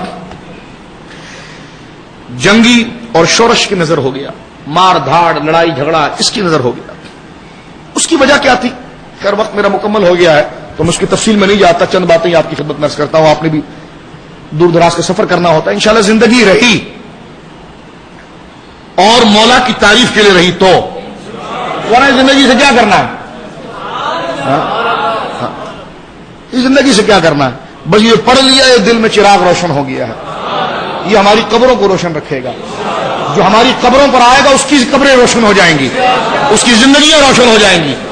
تو یہ چراغ دل میں جب جل گیا، یہ چراغ دل میں جل گیا تو پھر وہ قبریں زندہ رہتی ہیں، وہ قبریں زندہ رہتی ہیں. جو ان کی قبر پر جاتا ہے اس کا دل بھی زندہ ہو جاتا ہے. تو یہ چراغ میں اپنے دل میں محفوظ رکھتا ہوں، پھر کبھی بتاؤں گا. لیکن صرف ایک بات جو حضرت علی کی سیرت سے میں سمجھا ہوں چند حوالوں کے ساتھ، وہ آپ کے سامنے ایک ہی بات عرض کر دیتا ہوں، وہ یہ کہ حضرت علی کے دور میں بڑے فتنے فسادات یہ ہوئے وہ ہوئے، اپنے بھی مخالف ہوئے، غیر ظالم تو تھے. اللہ اکبر. خارجیوں نے یہ الغار تو کیا تھا. ایک فرقہ جو کھڑا ہوا وہ قرآن کے لفظ سے استفادہ کرنا چاہتا تھا، اس کا معنی، اس کا مفہوم، اس کی تشریح سے اس کو کوئی تعلق نہیں تھا. بس وہ کہتا بس قرآن کا لفظ ہے میں اس کو مانوں گا، جس طرح یہ کر رہے ہیں. حضرت علی نے ان کے ساتھ جنگ کی ہے کہ انہوں نے کہا ان الحکم الا للہ، اللہ کے سوا کوئی حاکم نہیں. قرآن کہہ رہا ہے کہ ان الحکم الا للہ، ترجمہ بھی یہ بن رہا ہے. تو علی تم نے ابن عباس کو کیوں حاکم بنا لیا ہے؟ اب اس کا مراد کیا ہے، مفہوم کیا، وہ نہیں سمجھنا چاہتے. وہ فرقہ اہل قرآن جو آج چل رہا ہے پرویزیوں کی صورت میں اور خارجیوں کی صورت میں، حضرت علی کے دور میں کھڑا ہوا تھا. اس میں نہ صرف ہم قرآن کی لکیر کو مانتے ہیں، اس کا ترجمہ مانتے ہیں، باقی کیا کہا جا رہا ہے، کس کو کہا جا رہا ہے، سب پر فٹ کرو. جس طرح وابی کرتے ہیں نا، تو کفار سے مذمت والی آیتیں لا کر صحابہ پر فٹ کریں گے، اولیاء پر فٹ کریں گے. من دون اللہ، یہ ساری آیتیں پڑھیں گے. آپ کہیں گے بھائی یہ مراد نہیں، کہا ہم کو کیا کرنا ہے مراد و مفہوم، ہم تو بے ڈھنگی چال والے ہیں، ہمیں تو جو قرآن میں لکھا ہوا ترجمہ پڑھ کے فٹ کر دیا کسی پر بھی. اسی کو حضرت عبداللہ بن عمر نے دفاع کیا، فرمایا یہ امت میں سب سے بدترین لوگ ہیں، شرار خلق اللہ تعالی، بدترین لوگ ہیں کہ جو قرآن کی آیتیں پڑھتے ہیں جو کفار کی مذمت میں اتری ہے، فجعلوها للمؤمنین، مسلمانوں پر چسپاں کر دیتے ہیں. تو اس کی ابتدا کب ہوئی ہے؟ حضرت علی کے دور سے ہوئی ہے. ایک تو ان خارجیوں کا جو قرآن کے غلط ترجمے، اس لیے میں بار بار آپ سے کرتا ہوں کہ ترجمے پہ اکتفا کبھی مت کرنا. کسی کو برا لگتا ہے لیکن میں نے کہا حضرت علی کے دور میں فتنہ جو اٹھا تھا وہ اسی وجہ سے اٹھا تھا. آج جو ڈاکٹر اسرار والے آپ کو تراویحوں میں پکڑ کے بیٹھے ہوتے ترجمہ، ایک دفعہ ترجمہ نظر سے گزار دیں. اس کا بیٹا ایک دن ٹی وی میں کہنے کا ترجمہ نظر سے گزار دیں. میں نے کہا ترجمہ نظر سے گزار کر وہی خارجیت کو پیدا کیا جائے. حضرت علی کی فکر یہ تھی کہ ترجمے سے دین سمجھ میں نہیں آئے گا، اس لیے حضرت علی نے مقابلہ کیا. اور تاریخ اٹھا کر دیکھیں، قرآن کے ترجمے کی بات کرنا یہ قرآن کی تعلیم پر ذاتی ہے. جب تک وہ تفاسیر، حضور کی ذات، حدیث، مفہوم، مقصد سب اس کے ساتھ شامل نہ کیا جائے. حضرت علی کی شہادت کا سب سے بڑا جو وجہ بنا ہے وہ یہ بدبخت بنے ہیں کہ جنہوں نے کہا کہ جناب حضرت علی نے، قرآن کہتا ہے کہ اللہ کے سوا کوئی حاکم نہیں، حضرت علی نے حاکم بنایا ہے، لہذا قرآن یہ تو خدا کے مقابلے پر آئے، لہذا مار دو ان کو. یہ یاد ہوتا ہے نا، بولے یہی ہوتا ہے، یہی حضرت علی کے لیے کیا. لیکن حضرت علی نے کہا کچھ بھی کر لو، میں یہ کہوں گا کہ تم کلمۃ حق اریدہ بہا الباطل، کہ تم کلمہ تو حق پڑھتے ہو لیکن ترجمہ اور معنی جو لے رہے وہ باطل ہے. یہ مراد نہیں اس کا. اگر اللہ کے سوا کوئی حاکم نہیں تو سورہ 3 میں اللہ فرماتا ہے الیس اللہ باحکم الحاکمین، کہ اللہ سارے حاکموں کا حاکم نہیں. اگر اللہ احکم ہے، حاکمین، اگر اللہ کے سوا کوئی حاکم ہے ہی نہیں تو خدا اس سے بڑا حاکم کیسے ہوا، احکم کیسے ہوا. اور فلا وربک لا یؤمنون حتی یحکموک، اے محبوب و مسلمان ہی نہیں جب تک تجھے حاکم نہ مانے. تو یہاں پر تو رسول کو حاکم ماننا قرآن کی دلیلوں سے، اور دنیا میں کئی حاکم ہوں گے. سورہ احزاب کے اندر ہے جب بیوی اور شوہر میں لڑائی ہو جائے تو قرآن نے کہا حکم من اہلہ و حکم من اہلہا، ایک حاکم ادھر سے آئے ایک حاکم ادھر سے آئے، تو قرآن نے یہ حکم کے لفظ سارے ذکر کیے ہیں. تو یہ صرف ایک آیت کو لے کر پڑھ جانا، یہ خارجیوں کی وراثت ملی ہے مودودی کو. کس کو؟ اور یہ خارجی کو. اس کی تفسیر میں آپ کو جگہ جگہ یہ چیزیں نظر آئے گی، لیکن آپ نے مولا علی کا عاشق بن کر اس کی مذمت کرنی ہے، اس تفسیر اس فکر کی حوصلہ شکنی کرنی ہے. حضرت علی نے اس حوصلہ شکنی کے لیے، سنو، حضرت علی نے اس فکر کی حوصلہ شکنی کے لیے جان دے دی. تو تم حضرت علی کے ماننے والے اور کبھی اس پیغام کو قبول مت کرنا. لفظی ترجمہ کا ایک بہانہ بنا کر جو ایک خارجیت کو یہ پھیلا رہے ہیں، اس کی حوصلہ شکنی آپ نے کرنی. کیا کرنی ہے؟ اور مل کر کہنا ہے کہ ترجمہ قرآن سے قرآن سمجھ میں نہیں آتا، اس کے مفہوم و مقصد کے لیے حدیث رسول چاہیے، اکابر کے اقوال چاہیے، اور مسلمہ ان ائمہ کے اقوال چاہیے جو انہوں نے اس قرآن کی تعبیر و تشریح کے طور پر پیش کی ہے. اس کے بغیر قرآن سمجھ میں. یہ حضرت علی کا پہلا جہاد ہے. آج سنیں حضرت علی کے منشور کو. پہلا جہاد اہل قرآن کے خلاف، پہلا یوں سمجھ لیجئے کہ جناب غامدی کے خلاف، یوں سمجھ لیجئے کہ سر سید کے خلاف، یوں سمجھ لیجئے کہ جناب غلام پرویز کے خلاف، یوں سمجھ لیجئے کہ عبداللہ چکرالوی کے خلاف، یوں سمجھ لیجئے ابو الاعظم مودودی کے خلاف، یوں سمجھ لیجئے کہ غلام اللہ خان کے خلاف، یوں سمجھ لیجئے کہ سرفراز دکھنوی کے خلاف. یہ وہ تمام شرک ہے جنہوں نے قرآن کو اپنے باطل عزائم میں ڈالنے کی کوشش کی ہے. مولا علی نے اسی دروازے کو بند کرنے کے لیے اپنی جان تک کو قربان کر دیا. اس کو روکنا. اب آئیے اس مقصد کی طرف. ایک تو یہ چیز تھی، دوسری کیا چیز تھی؟ ایک تو خارجی ایک طرف کھڑے ہوئے تھے، جس طرف سیدنا امیر معاویہ کھڑے ہوئے ہیں. بہت سے ادب کے الفاظ ہیں جو آپ کے سامنے میں نہیں ذکر کر سکتا، اور نہ وہ عوام میں ذکر کرنے کی باتیں ہیں. اس کو سمجھانے کے لیے پھر ایک اور لمبی تمہید چاہیے، اس کے بعد وہ تاریخی حقائق رکھے جائیں گے. ایک طرف تو وہ ہیں دمشق کے لوگ ہیں، اور ایک طرف اندر کے لوگ ہیں جو شیعان علی بنے ہوئے ہیں. اس میں عبداللہ بن سبا اکثر یہ کہہ رہی ہے آپ خدا ہیں، یعنی جو اپنے ان کے عقیدے خراب ہو رہے ہیں، جو اپنے ان کے عقیدے خراب، ان بدبختوں کو پکڑ کر آپ نے آگ میں پھینکا تو کہتے اس لیے مار رہے ہو نا تاکہ حق ظاہر نہ ہو. یعنی اس قدر کے وہ عزائم انہوں نے پیدا کیے. یعنی مخالف حاسد تو دوسری جگہ پر ہے، جو اپنے چاہنے والے ان میں بدعقیدگی ایسی پھیل گئی ہے کہ جناب ان میں عبداللہ بن سبا یہودی نے یہ ان کے عقیدے کو خراب کرنے کے لیے حضرت علی کے حوالے سے یہ بات کرنا شروع کر دی ہے کہ یہ جبریل سے بھی بڑے ہیں، یہ جناب جو ہے کہ وہ نبی مکرم سے بھی بڑے ہیں، وہی ان پر آنی تھی چلی گئی وہاں پر. اس قسم کے کئی مغلظات انہوں نے بنانا شروع کر دی ہے. حضرت علی اگر شہید بھی ہو گئے تو دوبارہ زندہ ہو کر آئیں گے، جس طرح کہ عیسیٰ علیہ السلام زندہ ہو کر آئے. اس قسم کے عبداللہ بن سبا کے کئی عقائد، اور حضرت علی اس سے بڑے پریشان تھے کہ جناب جو تھوڑی بہت رہ گئے ان میں یہ بدعقیدگی پھیل گئی. لیکن ساتھ میں چند مخلصین صحابہ موجود تھے. اب جب آپ نے ان فرقوں کے خلاف اور بالخصوص شامیوں کے خلاف جب آپ کھڑے ہوئے تو اس میں ایک آپ کے ساتھ مجبوری یہ ہوئی کہ کچھ صحابہ نے آپ سے ہاتھ ہٹا لیا. حضرت عبداللہ بن عباس ہیں اور کئی اور صحابہ ہیں جنہوں نے کہا کہ ہم اپنی تلواروں کو مسلمان کے خون سے رنگنا نہیں چاہتے. آپ نے فرمایا میری طرف سے کھڑے ہو کر حق تو کہو. انہوں نے کہا کہ ہم کنارہ کشی کریں گے. تو ایک جو اپنے عقیدت مند ہے ان میں سے ایک حصہ اور نکل گیا. یہ امام مظلوم. اتنا سخت دور کسی پر نہیں آیا جو صدموں کا دور. حضرت علی کے بارے میں آتا ہے کہ کبھی ایسا نہیں ہوا کہ پوری رات آپ نے نیند کی ہو. اس قدر فتنے، 5 سال کا یہ عرصہ فتنے فسادات. اس کو سلجھاتے ادھر الجھ جاتا، سلجھاتے ادھر الجھ جاتا ہے. قصاص عثمان کا مسئلہ ہے، یہاں سمجھاتے کچھ ہیں اور جب روانہ کرتے تو نیچے جو گروہ کام کر رہا ہے سازشوں والا وہ اس کا الٹا مطلب لیتا ہے. جنگ جمل میں صلح ہو گئی، بیچ کے گروہ نے آگ لگا دی، آگ لگا کر جنگ پھر شروع ہو گئی. جنگ صفین میں صلح ہو گئی، اس میں آگ لگا دی.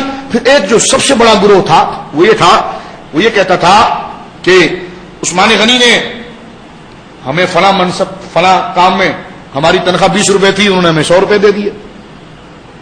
امیر معاویہ جو ہے وہ اپنے غلاموں کو 20 روپے کی جگہ پہ 1000 روپے دیتے ہیں.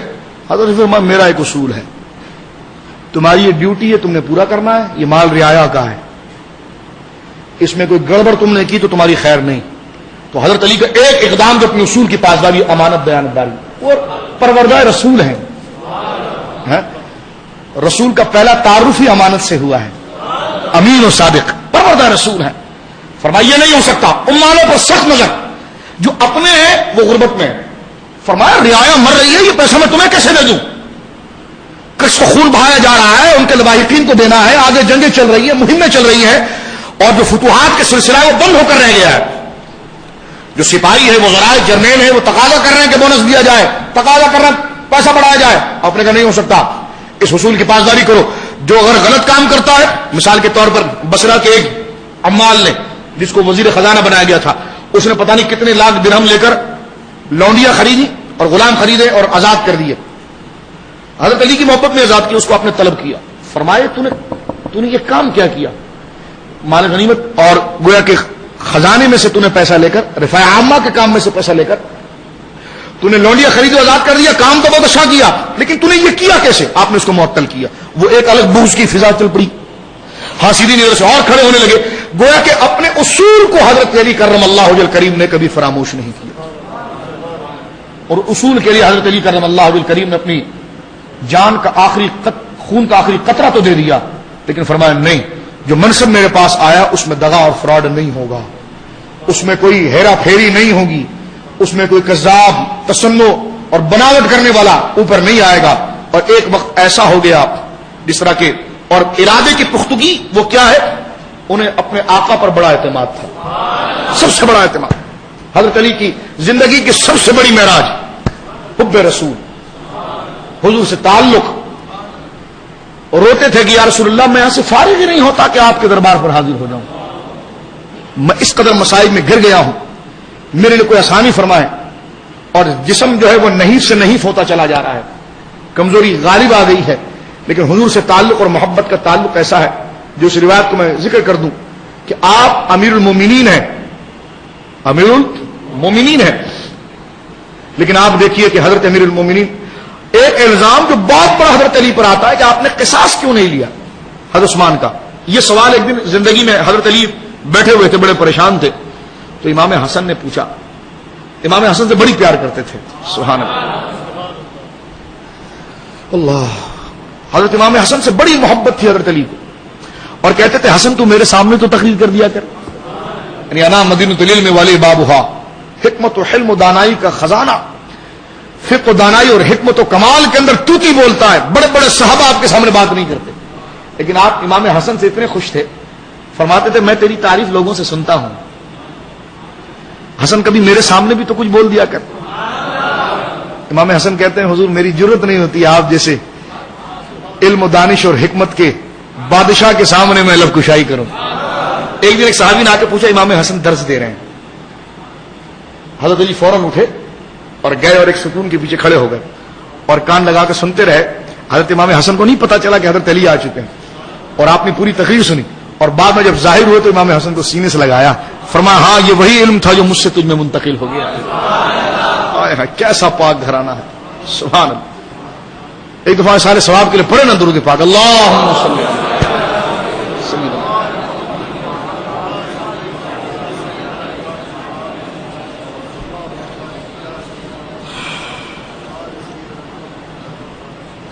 امام حسن نے ایک دفعہ پوچھا حضرت علی سے کہ جب عثمان غنی کے قصاص کا وقت تھا تو آپ وہاں علاقہ چھوڑ کے چلے جاتے ہیں نا، وہاں تو بڑے بڑے صحابہ موجود تھے، کسی پر تبرہ نہیں ہوتا، تانا نہیں ہوتا، لوگ آپ ہی کو پکڑتے ہیں کہ علی نے قصاص نہیں لیا، علی نے قصاص نہیں لیا، علی نے قصاص نہیں لیا، علی نے عثمان کا ساتھ کیوں نہیں دیا، حالانکہ آپ نے دیا، سب کچھ کیا. یہ پروپیگنڈا ہوتا ہے. اب مجبوری دیکھیں کتنی ہے کہ بندہ جتنا بڑا ہوتا ہے اتنی اس کی مجبوری ہوتی ہے. تو اس لیے کہتے ہیں کہ بڑوں پر بات کرنے سے پہلے ان کی مجبوریاں دیکھ لیا کرو. ہمیں تانا کرنا بہت آسان ہوتا ہے کہ دیکھو یہ کیا کر رہے ہیں، کیا نہیں کر رہے ہیں، کس کے ساتھ بیٹھے ہیں، کہاں جا رہے ہیں، لیکن ان پر ان کی شرافت پر تھوڑا اعتماد کر کے ان کے مرتبے منصب کو دیکھیے کہ جب وہ گندی چیز آپ پسند نہیں کرتے تو وہ کیسے پسند کریں گے. لیکن ان کے لیے کچھ مجبوریاں بھی آپ سوچا کریں، مجبوریاں بھی سوچا کریں. آج جو آپ کا سیاسی فقدان ہے وہ اسی غلط عملی کا نتیجہ ہے جو آج آپ کی ایک ایس ایچ او بات نہیں سنتا. کاش آپ وقت کے اس قائد کے لیے تھوڑی سی کشادگی کر دیتے تو میں سمجھتا ہوں کہ بے شمار مسائل آپ کے سامنے حل ہو جاتے. اب حضرت علی کے لیے آپ دیکھیے، میری بات پر جو اعتراض کرے کرتا رہے، مجھ سے آ کر مباحثہ کر لے، میں قائل بھی کر سکتا ہوں الحمدللہ اس موضوع پر. ہاں، لیکن میں ان کے نام پر کوئی پلاٹ یا شادی ہال الاٹ کرنے کے اس میں نہیں ہوں، یا پوری زندگی ان کے ساتھ رہے، بعد میں جا کے نماز جنازہ غیبانہ پڑھا کر ان کی پوری تعلیمات اور ان کی پشت میں خنجر مارا ہے. اللہ ایسے غداروں سے ہمیں محفوظ فرمائے. ابن الوقت قسم کے لوگ کہ جو صرف کسی کے ساتھ وابستہ ہوتے ہیں اپنے مقصد کے لیے. حضرت مولا علی کی شان آپ دیکھیے کہ اتنا بڑا مرتبہ اور مقام ہے, کتنی فضیلت ہے. ہم اپنے یعنی اگر داڑھی بھی لے جا کر حضرت علی کی نالین کے تلوے کو صاف کریں نا اس سے, تو پھر بھی ہماری داڑھی یہ لائق نہیں کہ اس گرد پر ہم اپنی داڑھی لگائیں. یہ مقام حضرت علی کا فضیلت میں.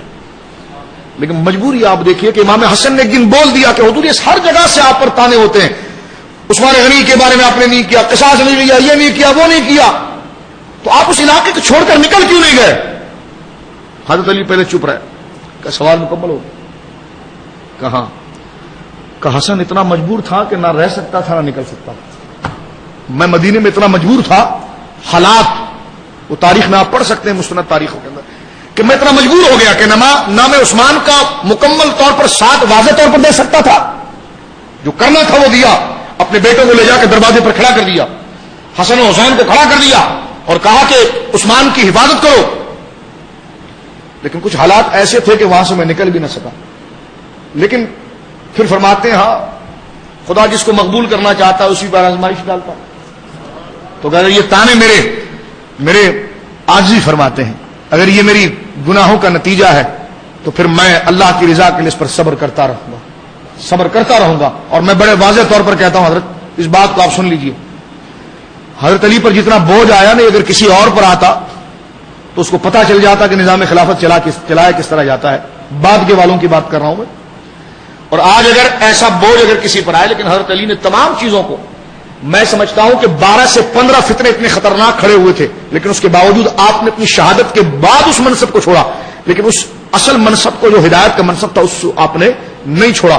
حال یہ ہو گیا کہ آپ کوفہ آپ کا دارالخلافہ ہے, بصرہ میں آپ ہیں اور شدید بخار ہے, دیکھ بھال کرنے والا کوئی نہیں. ابھی میرے الفاظ کے اندر پس پردہ اور پس الفاظ اور آواز آپ اس میں مجبوریوں کو سمجھ سکتے ہیں, جس کو میں زبان پر لا کر آپ کے سامنے ذکر نہیں کر سکتا, کیونکہ اس کو سمجھانے کے لیے پوری ایک تقریر ہے. اس ماحول کو سمجھانے کے بعد پھر کہیں آپ اور تو سمجھتے ہیں کوئی دوسرا بندہ بے اعتدال نہ ہو جائے کسی کے بارے میں, اس لیے میں ذرا یہاں پر توقف کرتا ہوں. شریعت کی وہ لگام ہے جو ہمارے منہ پر ہے. بخار ہے امیر المومنین کو, دیکھ بھال کرنے والا ایک ہی خادم ہے, جس کے پاس حکومت کی اور فتوحات کا ایک سلسلہ ہے, جس کے مشوروں سے سیدنا صدیق اکبر کی حکومت کو ترقی ہوئی, جس کے معیت سے حضرت فاروق اعظم رضی اللہ تعالیٰ عنہ کے حکومت کو طاقت اور تقویت اور وسعت نصیب ہوئی. عثمان غنی ذی النورین کی طرف کوئی ٹیڑھی آنکھ اٹھا کر دیکھ نہ سکا, لیکن آج علی کہتا ہے کہ آج میری مدد کے لیے کون ہے؟ نہ عمر رہے نہ ابو بکر رہے, تم رہے, تم میرے منصب کو کیا جانو گے؟ میرے رفقا تو چلے گئے. یہ نہج البلاغہ جو شیعوں کی کتاب ہے اس میں بھی کئی خطبے ہیں جس کو حضرت علی اکثر روتے تھے کہ آئے میرے دوست چلے گئے جو مجھے جانتے تھے, جن کو میں جانتا تھا. ان کے کاندھے پر سر رکھ کر میں اپنی بات کرتا تھا, وہ اپنی مجبوری مجھ سے بتاتے تھے. آج کوئی ہے نہیں کہ جس کے پاس جا کر میں اپنی مجبوری رکھوں, جس سے بات کروں. نہ آج عمر رہے نہ ابو بکر رہے نہ عثمان رہے. یہ ایک صدمہ حضرت علی کے ساتھ تھا. بصرہ کے اندر آپ شدید بخار کے اندر ہے اور مرض بہت بڑھ گیا ہے. ایک اہل بیت کا عاشق مدینے میں تھا, اس سے پتا چلا, وہ تاجر تھا, کسی تاجر نے اس کو بتایا کہ مولا وہاں پر اکیلے ہیں رضی اللہ تعالیٰ عنہ, اور ان کی طبیعت بڑی غیر ہے, دیکھ بھال کے لیے بھی کوئی نہیں ہے. اس نے جلدی میں اپنی قیمتی سواری بیچی کم پیسوں میں, اور ایک سواری پکڑی اور سامان اور درہم اپنے ساتھ لیا اور روانہ ہو گیا بصرہ کی طرف. بصرہ پہنچا, مولا علی سے ملاقات ہوئی, دیکھ کر بھرا گیا, رو گیا اور پریشان ہو گیا. حضرت علی کی خدمت میں نذرانہ پیش کیا کہ حضور یہ میری چھوٹی موٹی جو جمع پونجی تھی نا, یہ میں آپ کے لیے لایا ہوں. میں اہل بیت کا عاشق ہوں, میری محبت کو قبول فرما لیجیے. حضرت علی نے اس کے سر پر شفقت کا ہاتھ پھیرا, فرمایا ہاں تو مخلص ہے, تیری محبت مقبول ہے, میں تیری سفارش رسول اللہ سے کروں گا. کہنے تو چاہتا کیا ہے؟ کہا حضور میرا ایک چھوٹا سا گھر ہے, آپ میرے ساتھ چلیں, میری بیوی ہے, میرے بچے ہیں, وہ آپ کی خدمت کریں گے, یہاں آپ کی خدمت کرنے والا کوئی نہیں ہے.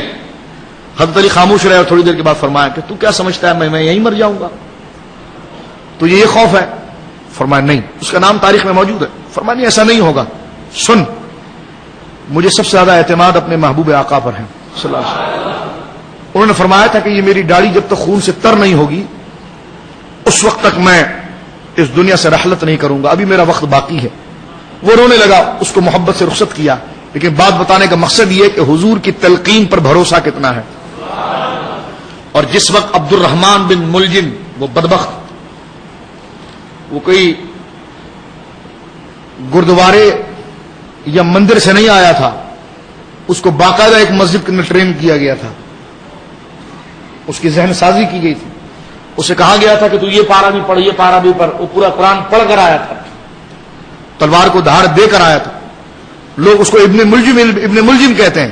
آج ایک پروگرام میں بیٹھا تھا تو وہ کہنے ابن ملجم. میں نے کہا ابن ملجم کیا بلا ہے، نام لو نا، عبد الرحمان تھا اس کا نام. یہ ابن ملجم کیا کرتے، اس کا نام عبد الرحمان تھا، تاکہ لوگوں کو پتا چلے کہ یہ بھیڑیے مسلمانوں کا نام لے کر یہ خارجی ہمارے اندر موجود ہوتے ہیں. ان کی خارجیت ان کے ناموں سے نہیں، بزرگوں کے بغض سے پکڑی جاتی ہے. ان کے صفاق منہ، درندے جیسے، بھیڑیوں جیسے منہ، کہ جس پر رونق کہیں نہیں ہوتی ہے. ان کے چہرے دیکھے سپاٹ چہرے ہوتے ہیں، رونق کہیں نہیں ہوتی ہے. اس لیے کہ رونق اس کے چہرے پر ہوتی ہے جس کے دل میں اہل بیت اور صحابہ کی محبت ہوتی ہے، اولیاء کی محبت ہوتی ہے، اپنے بزرگوں کا احترام ہوتا ہے. ان کے سپاٹ چہرے بدبخت جب بولتے ہوئے آتے ہیں تو ان کو خیال نہیں ہوتا کہ نبی کے بارے جیسا مودودی دیکھے کہ حضرت یونس علیہ السلام طاعت کے منصب سے گر کر معصیت کے گڑھے میں جا گرے. تو ان بدبختوں کو خیال نہیں کہ یہ بات کس کے بارے میں کر رہے ہیں. مکروا مکر اللہ واللہ خیر الماکرین. کافروں نے مکر کیا، اللہ ان سے مکر کرتا ہے اور اللہ سب سے بڑا مکر کرنے والا ہے. ان بدبختوں کو یہ نہیں پتا کہ کس کے بارے میں بات کر رہے ہیں. اللہ یستہزئ، اللہ ان سے مذاق کرتا ہے، یہ مودودی کا ترجمہ ہے. حالانکہ مذاق کرنا خود حضرت موسیٰ آگے فرماتے ہیں کہ بے وقوفوں کا طریقہ ہے. استہزاء، اس میں لغت میں اس کا معنی مذاقی ہے، لیکن تو ترجمہ کرنے بیٹھا، کس کے بارے میں ترجمہ کر رہا ہے، یہ احترام تو ہونا. یہ ہے خارجیت، جسے اپنے علم پر گھمنڈ ہوتا ہے. اسے یہ نہیں پتا ہوتا کہ کس کے بارے میں بات کر رہا ہوں. جو خدا کے بارے میں ایسے گھٹیا جملے کہہ جائے، یہ تو اللہ صاحب کی شان ہے، جب چاہے غیب دریافت کر لے. تو اب خدا غیب دریافت کرے گا تو خود سے غیب کس کے پاس ہوگا؟ پھر اگر خدا کو بھی دریافت کرنے کی ضرورت پڑے گی تو کس کا علم ازلی ہوگا؟ تو ان کو نہیں پتا کہ ہم کس کے بارے میں کر رہے ہیں، کیونکہ یہ اپنے خمار میں ہوتے ہیں، اپنے علم کہ داڑھی بہت بڑی ہے، آمین بہت زور سے بول دیا ہے، بہت سو کو ہم نے ریونڈی بنا دیا ہے، بس اس خمار میں ہوتے ہیں. لیکن یہ خمار اترتا ہے.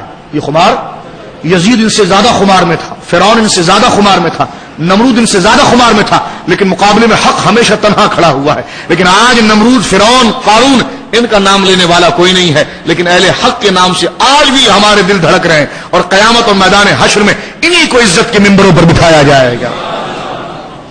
قلت و کثرت کو نہ دیکھیں. اور حضرت سیدنا علی کو جب شہید کیا گیا، اللہ اکبر، اور آپ کی کنپٹی پر جب وار ہوتا ہے حضرت علی کے، تو کتنے خوشی خوشی سے کہتے ہیں فزت برب کعبہ. انتظار ہے اس وقت کا، امتحان دے رہے ہیں، سند ملنے کا انتظار ہے کہ آخری وقت تک سلامت رہنا ہے، استقامت. بس موت آ رہی ہے، بس وہاں تک اپنے آپ کو کھینچ کر لے جانا.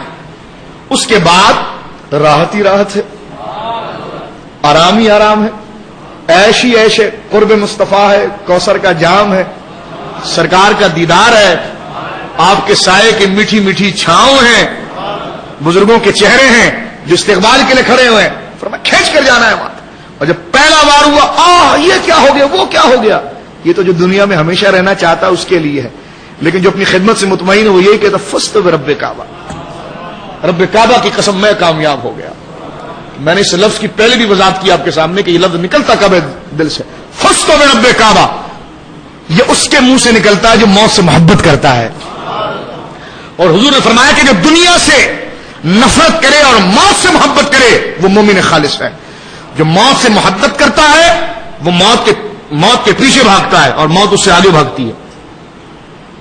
موت اس سے، اور دنیا اس کے پاؤں میں لپٹ رہی ہوتی ہے، دنیا اس کے پاؤں میں لپٹ رہی ہوتی، لیکن وہ گندی دنیا جس کی مثال ایک مری ہوئی بکری کی بھی حیثیت نہیں ہے اور مردار گدھے کی بھی حیثیت نہیں جو حدیث میں آیا ہے، وہ اس کی پرواہ نہیں کرتے. اس مرحلے پر، اس اختتام اور تکمیل کی طرف بڑھتے ہیں جہاں انہیں مہر لگنی ہوتی ہے کہ تو کامیاب ہو گیا. اور جب حضرت علی پر وار ہوا تو آپ نے پہلا جملہ یہ کہا فزت برب کعبہ، رب کعبہ کی قسم میں کامیاب ہو گیا. حالانکہ جو قتل ہوتا ہے وہ تو فعل ہو جاتا ہے، وہ تو مر گیا، اس کا نقصان ہو گیا، تو سوچیں نقصان ہو گیا، اس کے بچے پیچھے رہ گئے، ہائے اس کی بیوی کا کیا ہوگا، اس کے چھوٹے چھوٹے بچوں کا کیا ہوگا، اس کے شاگردوں کا کیا ہوگا، اس کے مرکز کا کیا ہوگا، اس کی تعلیم کا کیا ہوگا، اس کے مرکز اور اس کے ادارے کا کیا ہوگا، وہ اس کی فکر میں ہوتا ہے، یہ تو نقصان ہو گیا۔ لیکن جو سب خدا کے لیے کرتا ہے وہ کہتا فزت برب کعبہ، در حقیقت اب میں کامیاب ہو گیا ہوں۔ یہ تو میں شراب بھر رہا تھا مرکز میں آ کر، شاگرد بنا کر، ساری چیزیں کر کے، یہ تو اپنا ایمان بچا رہا تھا، ساری چیزیں ایک حصار بنا رہا تھا، لیکن جب ماں کی سال میں آ گئی تو سبحان اللہ میں تو کامیاب ہو گیا۔ اور حضرت فاروق اعظم کی وفات آپ دیکھیے کہ جب آپ کو اس بدبخت فیروز لولو نے جب آپ پر وار کیا تھا تو خون بہت زیادہ بہ رہا تھا، تو آپ نے اپنے بیٹے سے پوچھا ابن عمر یہ وار یہودی نے کیا ہے؟ کہاں؟ کفست برب کعبہ، میں رب کعبہ کی قسم میں کامیاب ہو گیا۔ اب بیٹا ہچکی کر رہا ہے، یعنی ہچکی لے رہا ہے رونے سے، ہچکی بن گئی ہے۔ حضرت عمر فرماتے روتا کیوں ہے؟ تو گود میں حضرت عمر کا سر ہے، فرما میرے سر کو سجدے کی حالت میں کر، آئے ہائے ہائے سبحان اللہ، میرے سر کو اللہ ہمارے دلوں کو نرم فرمائے، تھوڑا سہارا دے کر تھوڑا آگے آنا ہے، سہارا چھوڑ دیں تھوڑا سا، یہ باتیں سہارے سے نہیں ہوگی، تھوڑا سا آگے آنا۔ فرمایا اب میرے چہرے کو سجدے کی حالت میں لے آؤ، سجدے کی حالت میں۔ بیٹے نے پوچھا کیوں؟ فرمایا اس لیے کہ میری ناک اور میرے سر پر جب خاک لگے گی اور مجھے اس حال میں میرا رب دیکھے گا تو میرے رب کو عمر پر رحم آ جائے گا۔ سبحان اللہ۔ اللہم توفنا مع المسلمین والحقنا بالصالحین والحقنا بالصالحین والحقنا بالصالحین۔ آئیے اہل بیت کا مرتبہ دیکھیں اور خارجیوں کا منہ کالا کریں۔ میرے سامنے اس وقت ابن ماجہ ہے، اور ابن ماجہ میں مقدمہ ہے مؤلف نے جو باندھا ہے، اس میں باب فی الایمان ہے، جو 9واں باب ہے ابن ماجہ میں۔ اس میں ایک حدیث آ رہی ہے، وہ میں گنوا بھی دوں آپ کے سامنے، درود پاک پڑھیے۔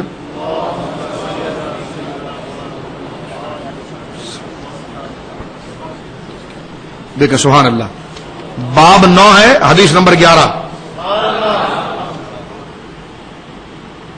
اور حضرت صاحب ابن ماجہ لکھتے ہیں کہ حدثنا سہل بن ابی سہل ومحمد بن اسماعیل قال حدثنا عبد السلام ابن صالح وابو سلت حدثنا علی بن موسیٰ رضا۔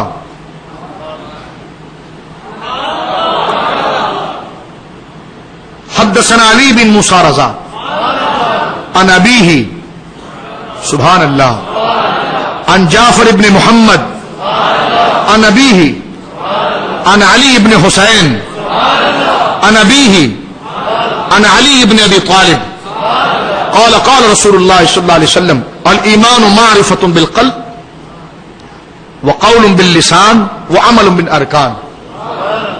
اب اس کو ذرا سن لیجیے، اس حدیث کو امام ابو سلط رضی اللہ تعالی عنہ نے اس کو سنا ہے حضرت موسیٰ کاظم سے، یہ حضرت موسیٰ کاظم سے سنا ہے، ابن ماجہ میں حدیث ہے۔ اس کی سند آپ دیکھیے، سلسلہ ہے نا، آپ کسی کے بیٹے ہیں، وہ کسی کا بیٹا، وہ کسی کا بیٹا، وہ کسی، یہ چلتا چلا جاتا ہے۔ لیکن سادات کا جو سلسلہ ہوتا ہے، سلسلہ عربی میں کہتے ہیں زنجیر کو، کس کو کہتے ہیں؟ سلسلہ عربی میں کہتے ہیں زنجیر کو۔ تو زنجیر سب کی ہوتی ہے، لیکن جو سیدوں کی زنجیر ہوتی ہے نا، اس میں کھوٹا پن نہیں ہوتا، اس میں زنگ نہیں ہوتا، اور وہ ایک ہی زنجیر ہوتی ہے، وہ سونے کی ہوتی ہے، اس کو کہا جاتا ہے سلسلۃ الذہب۔ کیا کہا جاتا ہے؟ بولے سبحان اللہ۔ اب اس کا مرتبہ دیکھیں، اس حدیث کے بعد جو آخری جملہ آپ کے سامنے رکھنا ہے وہ یہ ہے کہ حدثنا علی ابن موسیٰ رضا، حضرت امام ابو سلط کہتے ہیں کہ مجھے حدیث بیان کی ہے حضرت موسیٰ کاظم رضی اللہ تعالیٰ عنہ، بولو رضی اللہ تعالیٰ عنہ، ان ابیہ، وہ اپنے والد سے روایت کرتے ہیں حضرت امام جعفر صادق رضی اللہ تعالیٰ عنہ، ان جعفر ابن محمد، ان کا نام آ گیا امام جعفر صادق رضی اللہ تعالیٰ عنہ، ان ابیہ، وہ اپنے والد سے روایت کرتے ہیں امام جعفر صادق، موسیٰ کاظم روایت کرتے ہیں اپنے والد حضرت امام جعفر صادق سے، ان ابیہ، امام جعفر صادق رضی اللہ تعالیٰ عنہ روایت کرتے اپنے والد، ان علی ابن حسین، حضرت وہ روایت کرتے اپنے والد حضرت ان ابیہ، وہ اپنے والد امام باقر سے روایت کرتے ہیں، اور امام باقر عن علی ابن حسین، اور وہ اپنے والد سے روایت کرتے ہیں امام زین العابدین جن کا نام علی ہے، حسین کے بیٹے ہیں، ان سے روایت کرتے ہیں. ان ابیہ حسین روایت کرتے ہیں، حضرت امام زین العابدین روایت کرتے ہیں امام حسین سے، اور امام حسین روایت کرتے ہیں ان ابیہ اپنے والد سے، اور وہ کون ہے؟ ان علی ابن ابی طالب، وہ حضرت مولا کائنات علی مرتضی کرم اللہ وجہ الکریم ہے.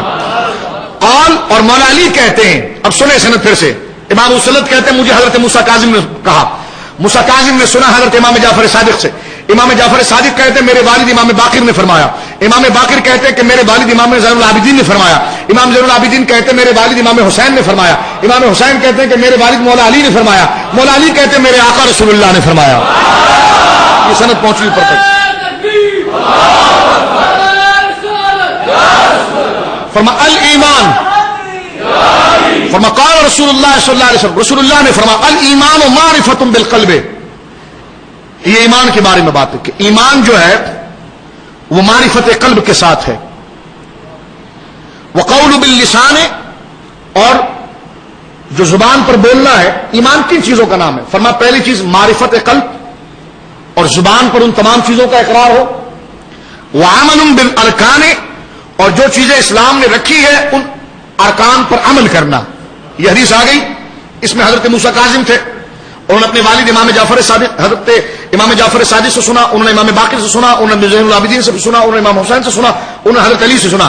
یہ سند آگے سلسلۃ الذات، یہ ابن ماجہ میرے سامنے. امام ابو سلط کہتے ہیں سنو یہ سند کو چومو، اور فرمایا یہ ایسی سند ہے، فرمایا لو قرئ ھذا الاسناد، یہ ابن ماجہ اہل سنت کی، فرمایا اگر یہ سند جو نام صرف ہے تم ان کو مشکل کشا نہیں مانتے. یہاں پر امام ابو سلط ابن ماجہ میں موجود ہے، فرمایا اگر ان کا نام صرف، فرمایا لو قرئ ھذا الاسناد، اس نام کو صرف پڑھ لیا جائے علی المجنون، پاگل کے اوپر، لبرا، خدا اس نام کی برکت سے شفا عطا فرمائے. یہ مرتبہ اہل بیت، یہ اہل سنت کی کتاب ہے، یہ اہل سنت کی کتاب ہے ابن ماجہ. اس میں واضح طور پر لکھا ہوا ہے کہ یہ نام جو اہل بیت کے ہیں ان کو اگر کسی پاگل پر پڑھ کر دم کر دو تو اسے خدا شفا عطا فرماتا ہے. ہم پڑھتے رہتے ہیں اس لیے ہم پاگل نہیں ہیں، جو نہیں پڑھتا اس لیے وہ پاگل ہے. اور وہ پاگل نہیں تو اور کیا ہے کہ ساری خدائی جس پر فرفتہ ہے اس کو چھوڑ کر یزید پلید جیسے کو پوج رہا ہے، اس کو جنت میں گھسیڑنے کی کوشش کر رہا ہے. توبہ توبہ توبہ. اور جسے رسول اللہ کہتے ہیں کہ حسن و حسین جنت کے نوجوانوں کے سردار ہیں، ان کی عظمت کو فراموش کر رہا ہے. ارے امیر معاویہ بھی امام حضرت حسین کا ہاتھ چومیں گے پھر جنت میں جائیں گے، امام حسن کا ہاتھ چومیں گے پھر جنت میں جائیں گے، تو یزید کہاں گھس جائے گا جنت کے اندر. جنت تو اہل بیت کی جاگیر ہے، جنت تو اہل بیت کی، تیری نسل پاک میں ہے بچہ بچہ نور کا، تو ہے عین نور تیرا. دعا کرو اللہ رب العالمین ان بدبخت جو یہ ہمارے سامنے جو خارجی اس وقت پھیلے ہوئے ہیں، جن کی انگریزیوں کو سن کر آپ متاثر ہوتے ہیں اور جن کے لباس کو دیکھ کر آپ متاثر ہوتے ہیں. پیس چینل اس وقت خارجیت کا چینل ہے، اس سے اپنی تقریر تبلیغ، خدا اپنے آپ کو اس خارجی چینل سے روک کر رکھے اور اپنی سماعتوں کو اس سے دور رکھے. اس پر آنے والے سب خارجی ہیں جو اہل بیت کے گستاخ ہیں اور یزید کے عاشق ہیں. ہمیں اس سے کوئی سروکار نہیں. ان بدبختوں سے اللہ رب العالمین ہمیں محفوظ فرمائے. کوئی کہنے یہ کیا کہہ دیا؟ ہم نے کہا کہہ دیا، اب کیا سننا ہے؟ اب جا کر سن ہم نے کیا کہا ہے، اس کا جواب لے کر آنا. دعا کیجئے وہ جہنم میں گیا جو ان سے مستغنی ہوا ہے خلیل اللہ کو، بے ان کے واسطے کہ خدا کچھ عطا کرے. ہاشا غلط غلط یہ ہوس بے بسر کی ہے. یہ داڑھی گز گز کی بڑھاتے ہیں، لیکن میں ان کے منہ پر لعنت کرنے کے لیے اقبال ہی جیسے کا شعر پڑھتا ہوں جس کے منہ پر داڑھی بھی نہیں تھی. کیا خوب لکھ گیا کہ کی محمد سے وفا تو نے تو ہم تیرے ہیں، کی محمد سے وفا تو نے تو ہم تیرے ہیں. یہ جہاں چیز ہے کیا لوح قلم تیرے ہیں. یا الہ العالمین تمام کی حاضری کو قبول فرما. تمامی حضرات ایک دفعہ انتہائی عقیدت کے ساتھ سورہ فاتحہ کی تلاوت کر لیجئے اور بارگاہ مولا علی میں ہدیہ اور بارگاہ جملہ اہل بیت پاک میں ہدیہ، صحابہ کرام کی بارگاہ میں ہدیہ، اور یہ ہدیہ کی نیت سے اگر آپ پڑھیں گے تو انشاءاللہ دنیا میں بھی ان کی معیت اور اجر ملے گا، آخرت میں ملے گا. الفاتحہ.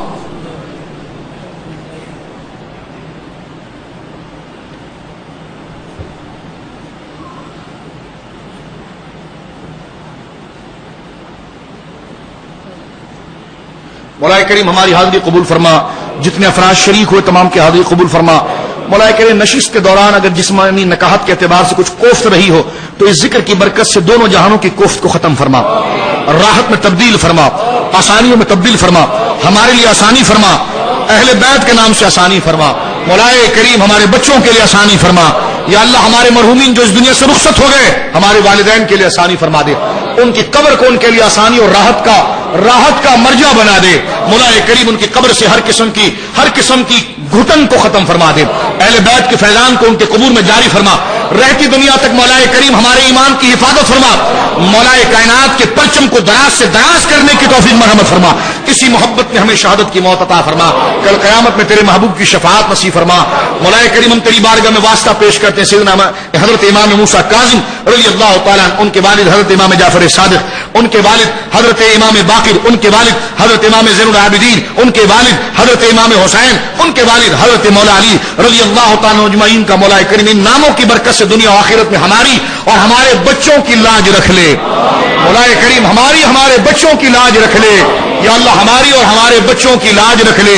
مولا کریم ہماری دعاؤں کو مولا کریم ان ناموں کی برکت سے، اس سلسلۃ الذہب، اس مبارک ناموں کی برکت سے مولا کریم ہماری آنکھوں کو، ہمارے ٹھنڈوں کو، ہماری قبروں کو، ہمارے حشر کو راحت اور عافیت والا بنا دے۔ وصلی اللہ علی خیر خلقہ محمد وعلی آلہ وصحبہ اجمعین برحمتک یا ارحم الراحمین۔ قبولیت کی نیت کرتے ہوئے مولا علی کی استقامت، زہد، تقوی، ایثار اور آپ کے مرتبے کی بلندی کو اپنے ذہن میں لاتے ہوئے کس استقامت کے ساتھ آپ نے اس دن کی باغڈور کو سنبھالا اور کس اعتماد اور کس امانت کے ساتھ اپنی جان کو رب کریم کے حضور پیش کیا، اس کلمہ حق فسق برب کعبہ کے نعرے کو یاد کرتے ہوئے ایک دفعہ اللہ رب العالمین کی رضا کو پانے کی نیت سے اور اسی کلمے پر رہنے اور مرنے کی نیت اپنے اور اپنے بچوں کی کرتے ہوئے حضرت علی کی نسبت کو یہاں سے جوڑتے ہوئے مل کر پڑھ لیجیے لا الہ الا